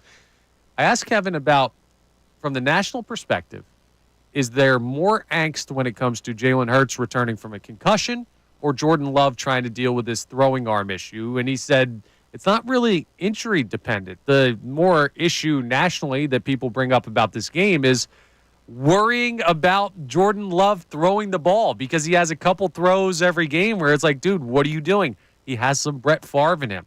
Now, Kevin might have been listening to the show earlier, but I'd like to believe that we just happened to come across the same point, us and him, in that we brought up the interception Brett Favre threw to Brian Dawkins following the 4th and 26 play back when the Eagles matched up with the Packers back in the day. Sure. Like, yeah, if he floats a couple ducks, this secondary is going to pick him off. And that plays into our opening conversation about, should you make Jordan Love throw the football? I mean, it seems that Kevin Nagandi would say that's the way that he would go about it. It does. It did seem that way. I put that down. I typed that in at the thing that it seemed like he thinks their best chance to win is if Jordan Love is slinging it around. I agree. But is Jordan Love their best player? One of the two best players? I mean, yeah. So would anybody say, if you're in Green Bay, go, yeah, I hope they just go to Saquon Barkley. I hope they just decide to feed A.J. Brown. No. I think in this we may be being a little arrogant because Jordan Love has shown he can have his runs. He can have his moments. But remember, this isn't us. This is us asking Kevin Nagandi about what the national perspective is. Sure. And I didn't bring up Jordan Love's ability to throw the football. I was just asking about injuries. He offered that up to us. Clearly, there's some people feeling a certain type of way about Jordan Love as a quarterback right now. Or they're a little concerned that he's banged up. Right. More banged up than they're saying. Whatever the case may be, that should be a reason for confidence in this game. But you and I both kind of heard it. Like, Kevin wasn't his normal confident. No, Kevin No, he believes the Eagles are going to win. He said that. But he may have his eyes on the national title, the college semifinals a bit. Maybe he hasn't gotten into his – look, he hasn't had much of a chance to sit back and breathe and go, hey, well, let's watch the birds. Kevin was also the same way with the Phils, too. I think that's the kind of fan he is, where the closer you get to it, the more nervous you get. Exactly. Well, he is a guy that does that. Yeah. He's a guy, and it's weird because we don't have that large an age gap, but he has that old school Philly, woe is me, that I just don't have. That was his open, right? Like he said, I'm feeling this good, and I'm kind of uncomfortable that I feel this good. I just don't have that. Like, I don't have that in my – it's not in my DNA. But it's in my daughter's. I have it. Like, my daughter has it. Yeah. And I don't, and I did not teach her it. But she has it. I don't know, man. Listen, my brother has it. You just pick it up for living around the city for as long as we have. But a lot of interesting stuff from Kevin Nagandi there. And it's all about this postseason run for how the Eagles are going to get it done. But we haven't really touched on what it means for the head coach, success or failure. John, do you want to break down why you're bringing up Nick Sirianni's postseason track record and what this year could mean for him? Well, I think it's fair to say that Nick Sirianni has had 4 seasons where he's advanced a team to the postseason. That is true. That's why anybody who's talking about Nick Sirianni's job being on the line right now, I think you are literally clickbait. That's what you're trying to be. I do believe he's going to be their coach next year, no matter what happens on Sunday. I do believe that. But 2 of his seasons, as Kevin Nagandi pointed out, ended with brutal losses in Tampa where you were embarrassing in your performance. And in 2022, if they didn't destroy the Giants, they would have looked bad. And when you knock out Brock Purdy of a game, if you didn't destroy the 49ers, you'd look bad. They did in both of those contests. So to me, I do believe this is a playoff. This must be a playoff run for Nick to establish himself as you can trust him when he's got all the tools. The first year in Tampa, that was a young, inexperienced, or just novice Eagles team going into Tampa with Tom Brady.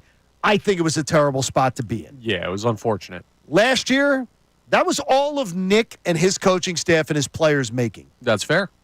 So I give him the total X, the red X for that one. But the year before, he got such an A-plus gold star, even losing the Super Bowl. I don't blame Nick Sirianni for losing that Super Bowl. Right. Not in the least. Not in the least. Now do I blame him. Here would be my argument. Do you feel pretty confident to say Matt LaFleur is a really good football coach? I do.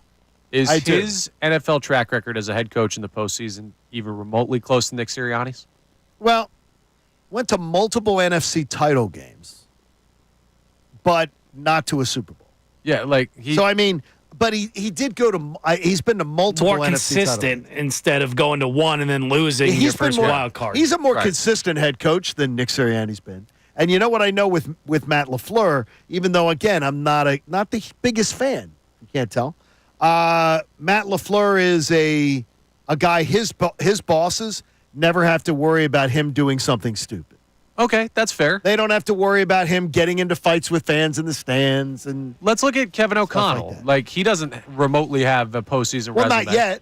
Not yet. No, he could, but here's the thing. Nick Sirianni, for as much as we say he should have done Nick's more. Nick's postseason resume is 1 year. That's it. Yeah. But he's been invited to the dance now for a fourth time. That 1 year. But let's just say 2 nights he's gone home alone. That 1 year is better than a guy like Mike Tomlin has done in almost a decade. Mike Tomlin, 8 years without a playoff win. So it's just, yes, we want more out of Nick Sirianni. But I think when you look around the NFL at some of the other coaches we hold in high regard, Nick's accomplished something that a lot of them have not. So the point is fair, and adding to that resume would be helpful. But I don't think it's fair to consider this guy's job on the line in any way. I think it's ridiculous. And if I was the owner, I would find it ridiculous. Well, we're going to see what the people have to say coming up. We're going to check in on the phone line, text line. We've been chatting a lot today, so we'll check in on that. We're also going to follow up on a little bit of that Notre Dame-Penn State conversation that we were having with Kevin Negandhi, because Brendan Gunn's head is going to explode if we don't at least so excited. And we've got, oh my goodness, we have a cage match that I just realized is brewing for 10 a.m. This could get ugly. Oh, this will be good. We're going to have to talk about that coming up next. I just thought about this. I'm Connor Thomas sitting in for Andrew Salciunas, John Kincade to my left, Brendan Gunn on the board. And we're back for more here on Kincade and Salciunas after this on 97.5 The Fanatic. Fanatic Sports Update. Well, Hurts, clear protocol. I'm Brendan Gunn, and this update is brought to you by Primo Hoagies. Bring friends and families together for the playoffs with the perfect spread from Primo Hoagies. Order delicious catering trays, samplers, platters, and sides at order.primohoagies.com. We're another day closer to kickoff as the Eagles are set to host the Green Bay Packers in the wild card round this coming Sunday. The main story surrounding the Birds all week has been the health of Jalen Hurts. While yesterday he practiced for the first time in 17 days, and all that's left for him to do to clear concussion protocols, report back today with no lingering symptoms, and then he'll be cleared. So we'll keep you updated all day long as far as QB1 status goes for Sunday. The Sixers, they escaped last night with the 109-103 victory over the NBA worst Washington Wizards. Tyrese Maxey led the team in scoring with 29 points. The Flyers, they host the Dallas Stars tonight at 7. You can catch that game live right here on The Fanatic. And Penn State takes on Notre Dame tonight in the Orange Bowl in the college football semifinal at 7:30. This update was also brought to you by Bet Parks. Join Seth Joyner and D Gunn for the Bet Parks pre- and post-game shows live at Parks Casino. For every Birds game must be 21. Gambling problem? Call 1-800-GAMBLER. I'm Brendan Gunn on the home of the 76ers and the Flyers, 97.5 The Fanatic and 97.5thefanatic.com.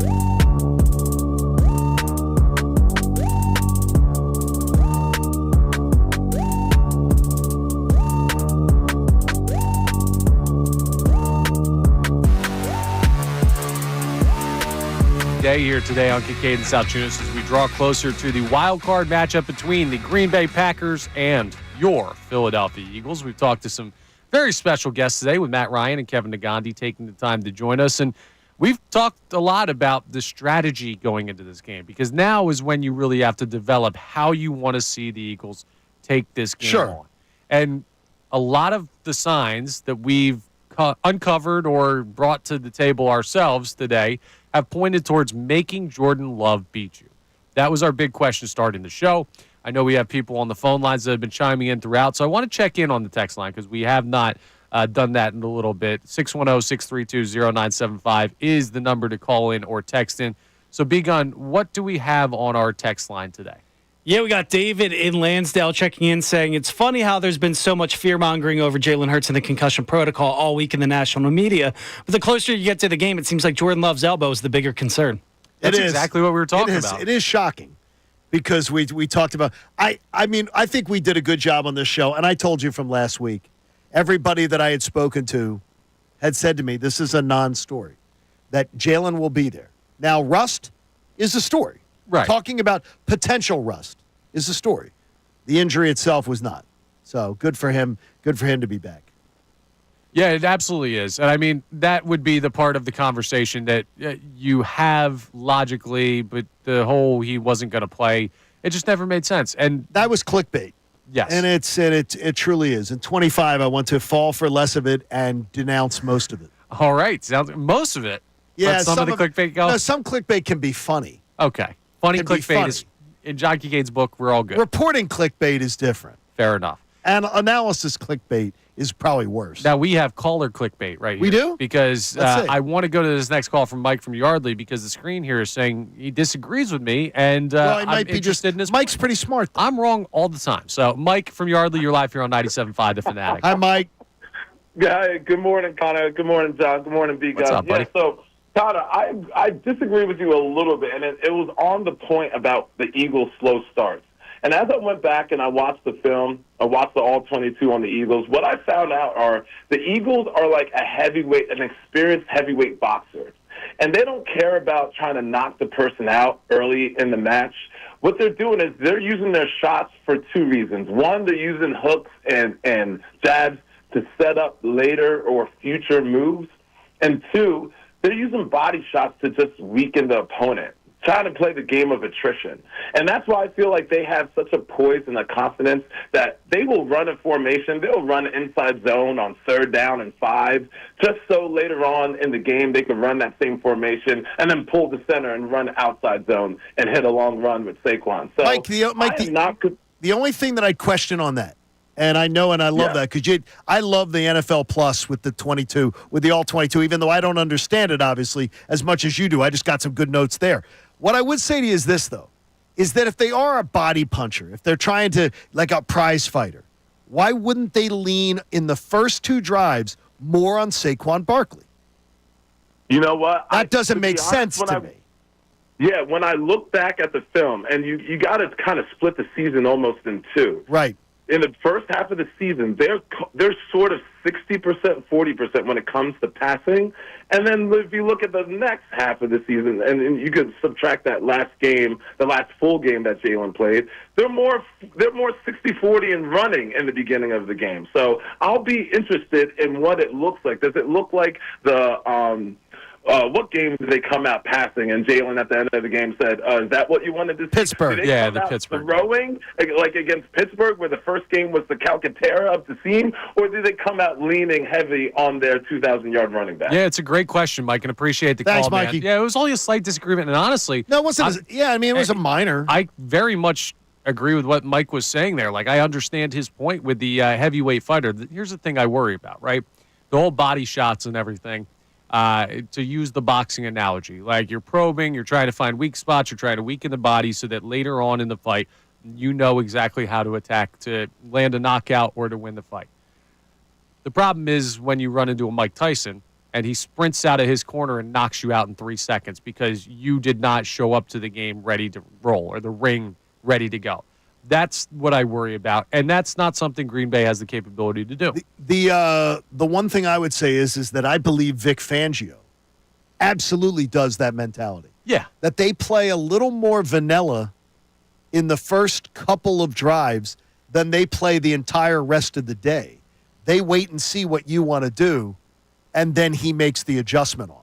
Right. So to me, I think that's more of an offense. I'm shocked that that not leaning more on Saquon early has just frustrated me this year with this offensive game plan. That they don't give it, that they'll come out past 3 times. Yeah, things like that. I don't get it. It's worked though, and it's yeah. There's this weird thing of like Saquon being better in the third and fourth quarter. The second half has been significantly better for him. The fourth quarter has been unbelievable for him, and it would be hard for me to say that doesn't have something to do with the way that they're approaching the early part of games. Like Could I can't be. put that all on Saquon. I can't connect the dots. Right. Maybe I don't understand the thing is though, it's where I come from is and you should know this with me. I have to know why. Right. I've got to know why, and to me it's not logical. The plan that they've had, the path that they've taken isn't logical. Hey, man. And so I want logic. It's like falling asleep in the car when you were a little kid. And the next thing you know, you wake up and you're home. I don't care how we got here. Listen, as long as we're here, as long as we make it to the destination, I don't need to know. See, I could never sleep in a car. Oh, yeah. And my child couldn't either. Interesting. Never slept in a car, and she never slept in a car. Got to turn that big brain of yours off. Yeah, that's too it. much to think about. That's the hard part. Now, let's give this a little bit of time real quick, because just like we had to ask Kevin Nagandi about it, we have to bring up the big game today for all of Delco who are fans of either Notre Dame Fighting Irish football or Penn State Nittany Lion football. We've got a college football semifinal tonight. What time's kickoff? Begun 7:30? 7:30. Yeah, okay. Brendan Gunn knows so well because he's a big Notre Dame Fighting Irish fan, so we know which side you're on. Now, Ray Dunn is hopping off a plane, so he's going to be a little bit late for the He's got a lot of red in that beard. He should go one way. Well, I'm not so much worried about Ray Dunn. I heard Ray goes both ways. It's going to be... Come on, as a fan. It's going to be on middays today on the Mike Missanelli Show. It will be Mike here. Bill's still sick, so it'll be Mike. Well, that's why they here. call it the Mike Missanelli Show. Yeah, staring dead in the face of Brendan Gunn. Now, Mike Missanelli, one of the biggest Penn State guys in the area. Brendan Gunn, a big-time Notre Dame fan. Yeah, but one of them has parchment. It's a cage match. One of them has parchment. I mean, part of my job as the producer, when the guy's wrong, I got to turn his mic off. So if he predicts a Penn State win, I might have to turn the mic off. You're going to turn Mike Missanelli's mic off? No, I don't think I'm going to do No, that. you know You what? should not do that. Yeah, Crossing Broad has just went on alert. It's going to be an interesting midday show. I'll tell you what, this game, though, it's going to be a close game for sure. Neither team really blows any other team out. Penn State has blown out their playoff opponents, most notably SMU, but they've played close games all year. They haven't really beat anybody good all year, though. That's my biggest They haven't beat concern anybody with good in the postseason. No, Yeah, exactly. James Franklin in big games, Now we're gonna questionable see. at best. Their best win all year was Illinois. But there has been They've looked pretty good. I'm going to shock the world that I absolutely am on a one-time basis. This is a freaking one-off. Well, it might be a two-off. I am going to root for Penn State tonight. Like as I watch, I will hope. I don't even know you anymore. Because I know a lot more people that went to Penn State that actually had parchment. And Mike Missanelli said bull crap on me the other day when I said this. I will absolutely hope that Penn State fans are happy at the end of the night tonight more than the Walmart alumni that poses locally as Notre Dame fans. Nothing annoys me worse. Listen, if Penn State Brandywine and Penn State Altoona can claim me in campus, I can claim Notre Dame for going to an Irish or a Catholic school, mind you, in Delco. I don't think that's how it works. Yeah, but then That's how it works. Yeah, but you went to Strathaven. Yeah, So but don't give me that. You're Catholic. Don't toss Catholicism in my face. Whatever when the you're case, doing that. religion, where your degree's from, location aside. You don't get a degree at Strathaven. It's going to be a hell of a they got to give you something. It's going to be a hell of a game. Hey, tonight. once John Clark got out of there, that school went to hell, I heard. it produced John Clark and now Brendan Gunn. I'm just going to, I'm going to hope for the most excruciating type of game where it's back and forth and everyone's doing, dumb stuff and James Franklin does something dumb and Freeman does something dumb. And next thing you know, that it's a tight, crazy game that makes everyone have agita. I just have too many people that I actually sort of like that went to Penn State. So I'm not picking a side because I'm not forced to. I'm Washington College Shoreman, baby, and we don't even have a football team. But a great game tonight that we had to at least mention because I know a lot of you out there care about that. So hopefully whatever side you're rooting for wins, I guess. I don't have a dog in the fight. Go both Well, teams. he doesn't either. He didn't go there. I just hope That's not both how teams it have works. fun. Yes, That it is is. not how it works. Yes, not it is. how it Oh, works. I got some of these No. Notre Dame Walmart people in my family. All right. So I know it, See, believe me. this is how I know. We're going to have to settle this, and Midday's going to be fiery. But I know that there is a rooting interest on Sunday for everybody. We're all on the same side. So Packers, Eagles, well, we know. John Kincade is jealous Mike Missanelli has the sign up over his left shoulder. That's what I've been hearing. A lot to get into today. We'll talk to Michael Westwood coming up next for his picks, not just on the NFL games, but the big college games coming up the next 2 days. I'm Connor Thomas, in for Andrew Salciunas.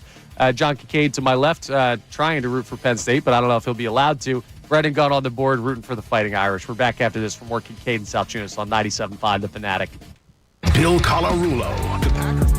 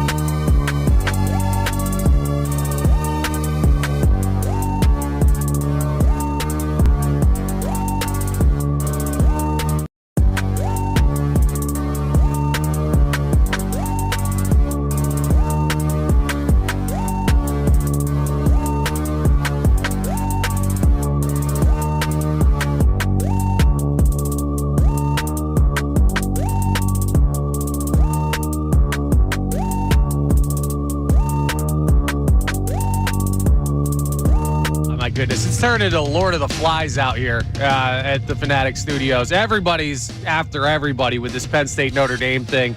Nobody's happy. This game tonight is going to be nuts. And if this is like a little encapsulation of what Delco or the greater Philadelphia area in general is going to be like with this game, whew, it's going to be a long day. Well, Delco's like that on a normal day. Having grown up there, I can assure you. I suppose that's a fair on a normal day, and a fight can break out at any time, even within family members. Totally fair. I think that's a lot of places in this area. That's the way it works. Now we've got a little kindling to light that fire tonight with Notre Dame, Penn State going on. We also have this deal of the week that you got to check out with Camelback Mountain. Get one open to close lift ticket to Camelback Mountain for just $40. That's 12 hours to enjoy 39 trails, fully lit night skiing, and high-speed lifts at the largest ski resort in the Poconos. Get this exclusive offer while supplies last at 975thefanatic.com. Now, you don't even have to go to our website for this information, but you're going to want to check out his. Joining us next, Michael Westwood of GBIWins.com, and he's got some great plays for you on a lot of great playoff football going on. Michael, how are you doing today? What's up, guys? Thanks for having me once again, guys. I am absolutely jacked up because this might be the best football weekend of the year. Do you agree with me on that? Well, you're talking about 2 playoff games Thursday and Friday and then 6 games through Monday night? It's awesome. Oh, my God. It doesn't get any better. You know, information is rapid right now. I've got tremendous information on tonight's Notre Dame, Penn State, but I'm also doing something. I'm saying this early in the conversation.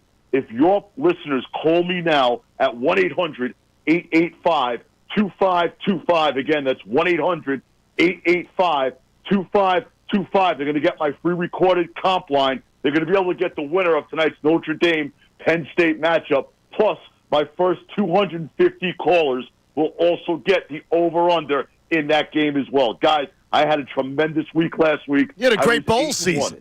Yeah, I mean, you had a great bowl season. The bowl season has been crazy. I mean, listen, we made a ton of money in the bowl season, but it's not how you start the race, it's how you finish the race. So once again, tonight's Notre Dame, Penn State game is 100% on us. All your guys have to do is dial 1-800-885-2525. Again, it's 1-800-885-2525. You'll be connected to a free recorded comp line. You'll get the game, and also the first 250 callers are going to get the over-under as well. Now, Mike, it's not just this game. And I know in this area, Notre Dame, Penn State, this is going to start a war here in the Philadelphia area. Oh, it's incredible. But you've also got a big game on Friday night.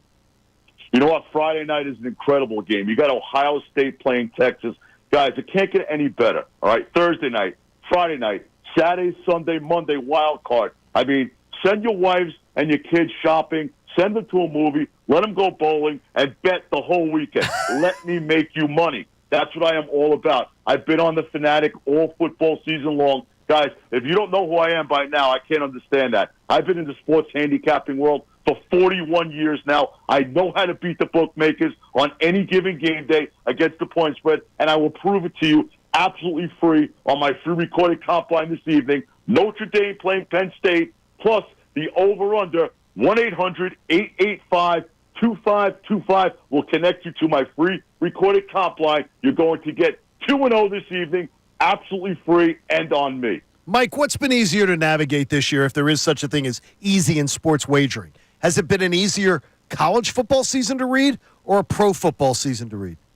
You know, it's been very, very hard for both. That's a great question, by the way. I mean, you know, there's no parity in the game right now. I mean, I don't like the whole college portal thing where players are bailing out at the last minute. You know, the NFL right now is extremely sketchy to me. The teams that you expect to cover the point spreads don't cover the point spreads. But you want to know something? I've been doing this for so long that I could read past that. So once again, I want to prove to you tonight, absolutely free and on me, that I can make you money, not only with this Notre Dame, Penn State game and the over-under. I want to prove to you that I can make your clients and your listeners money all weekend long. So all I have to do right now is dial 1-800-885-2525. Again, 1-800-885-2525. Connected to my free recorded comp line. Get the winner of Notre Dame, Penn State, plus the over-under, and then let's head into the weekend together. Michael, it sounds great. You've been killing it all year long, so people got to go ahead and check your stuff out, and we appreciate you joining us, giving us that opportunity. And, of course, we're going to be looking forward to the Birds this weekend. Yeah, we'll talk to you tomorrow. Yeah, I'm going to be back tomorrow to talk to you about this evening's game. But once again, key in on tonight's game. Call me now, 1-800-885-2525. 888-2525. Try me out. Have a great day, guys. Thanks, Mike. Michael Westwood there from GBIWins.com. One more time, that phone number, 1-800-885-2525 for all the information you want on Penn State, Notre Dame tonight. I know there's a lot of people who are debating how that game will go down. Oh, man, I can't wait for these next couple days. Just because of the local fallout is interesting. Well, it's not even just that. It's just like how many great football games we have, dude. Oh, it's going to be great. I can't remember a time where we had like these level of playoff games and then the NFL playoff. By the way, you want to smile a little bit? So NFL Network did a little thing where they asked their analysts what would be rank the games this weekend, the 6 NFL games. Rank them from most competitive to least competitive. And the Eagles was ranked as the least competitive. What? They believe that the Eagles are going to... Then Bills, Broncos? They think it's going to be the least competitive. Oh. The Eagles. Okay. To Eagles and the Packers. I might have to disagree there. The thing is, here's the thing, though, Connor, and I always will say this to people. Watch closely when you have the national voices say things to you and everything, because these guys, especially the ex-players, what they do is they immediately go to their phones. I try to do it too, but my phone isn't as good as someone else's phone as far as being able to talk to executives, players, and things like that. And they hear things and they learn things that sort of pull you along. And to me, it's telling that nobody is doing the hyping up Green Bay as a real threat to the Eagles. I expected this week we were going to see that on Get Up and other things. The only storyline they could come up with was, is Jalen Hurts really hurt? Yeah. They weren't able to come up with the stories of, here's how Green Bay's going to beat them. See, I would go Bills and Broncos as a bigger mismatch. Wow, I think the Bills are a monster. And also, if you took, like, the players, the exact players and coaches, all the staff that are on the Ravens, and you just put them on a different team that wasn't in the AFC North, and you had them play the Steelers, that's a major mismatch. The fact that that's a divisional rematch is going to keep that game probably tighter than people expected. Still a 9.5-point spread, though. I know. That's what I'm saying. The Steelers have been terrible for a while. They stink, dude. They've been terrible. Sorry to all our friends across and if they the go state, again, and everybody will, and look, it's fair. Everybody thinks Mike Tomlin, and he was a guy that I used to say, if I was owning an NFL team years ago, I'd go, that'd be the guy I think I'd want. The stability, the leadership, whatever. He's going, if he doesn't win Saturday, it's 8 calendar years more. Then we go to almost a 9th since he's won a playoff game. Well, hey, that's stability.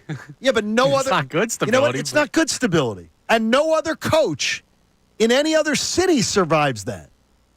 What other coach would survive 8 years without winning a playoff game? Listen, man, Pittsburgh does things differently. Yeah, but they do. And honestly, it is. You guys were not in high school. I'm trying to think of when you guys were, as far as getting to where you pretty much were. Right, yeah. When he won a Super Bowl. Yeah, we were in high school. We were in high school. You were in early. I remember that. Was it early Cardinals. or late? It was freshman year. San Antonio Holmes. Yeah. San Antonio. It was the game the Eagles should have went. They lost to the Cardinals they did. 2 weeks earlier. Most underrated catch in Super Bowl history, in my opinion. That was a great Better catch. throw than catch, in my mind. Well, we'll have to debate that after. But it's already 9:49, which means it's time for the Kincade Salciunas Key 3, the best 3 minutes of today's show, presented by Von C. Brewing. Now, the Kincade Salciunas Key 3, today's best. We've got ourselves a bit of a flip the quarterback situation, John. See, I love this because, first of all, that you know the day of the week it is. That's always key to be able to start it that way. I have no. We got to get to, Thursday, I've been looking forward to it all week. Going to Ralph's tonight for dinner, so that's always a good thing. But we're now getting where I can smell it by Friday morning. Thursday, though, we're getting there. You can't smell it. Yeah. So I'm smelling it for both of us. Thank you. Hey, B-Gun, just smell it. Wafting it in. He's smelling Penn State, too, today. But I'm not smelling any of that. So there it goes. We used to have this giant hill in the neighborhood behind mine that we used to ride our bikes up and down. And where we are right now, it feels like we have just crested the hill that is Wednesday of this week, and everything is downhill. Like, the next couple days are going to go, like, flying by. They're going to be snappy as we get closer to Eagles-Packers Sunday, 4:30 p.m. from Lincoln Financial Field. The wild card postseason matchup, and the huge news yesterday, Jalen Hurts back at practice. He practiced in a limited capacity, according to the injury report. The report said his left finger and also the concussion, of course, were the reasons for him being limited. But and him that being is out there, that is a rule coming back from concussion, just so you know. There is protocols once you come back to practice about being able to ease into it and being able to do that. They don't want you going full bore right away. Should the Eagles' defensive strategy be make Jordan Love beat? Okay, now this is interesting because what is your strength? Your strength is secondary. Your secondary. Your secondary has been amazing all year long. But who are the most dangerous people on offense to beat you? Josh Jacobs. He's number one. Josh Jacobs, number one. Because if they take Josh Jacobs away, this thing's a laugh. Right. I mean, it's going to be a laugh. That's exactly what I'm thinking. And also, with the Christian Watson injury, torn ACL, done for the year. They're not going to stretch the field. Not as well, at least. They're going to still have to try to, but they're limited in the receiver corps. Their quarterback is banged up on his throwing arm to the point where he's hopeful that he'll play on Wednesday of a postseason week, and I believe he's going to. I believe so, like, too. Could Jordan Love be out? Like, no, you're not seeing Malik Willis on Sunday, unless you knock Jordan Love out of this game, which is possible. But ultimately, you look at it, and the more I look at this game, the more I say, yeah, make Jordan Love throw. Stack the box against Josh Jacobs and put guys on island. And make Jordan Love try and beat those guys, because I believe that is the best strategy for the Eagles defense to have success on Sunday.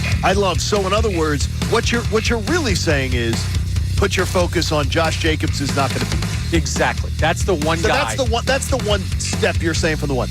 And I can't believe it, Connor. We're going to agree in the first segment. Wow, look at this. We're going to agree completely in the first segment. I want if Josh Jacobs ends up being the reason that this Eagles team goes home, it's malpractice. Right. It's malpractice. They should do whatever they've got to do to be able to say he's not going to be because I don't think that receiving corps is talented enough to use real big college words like for Connor here because he likes these stuff. Matriculate the ball down the field. Oh, I love that. And convert like 6 first downs to get a touchdown.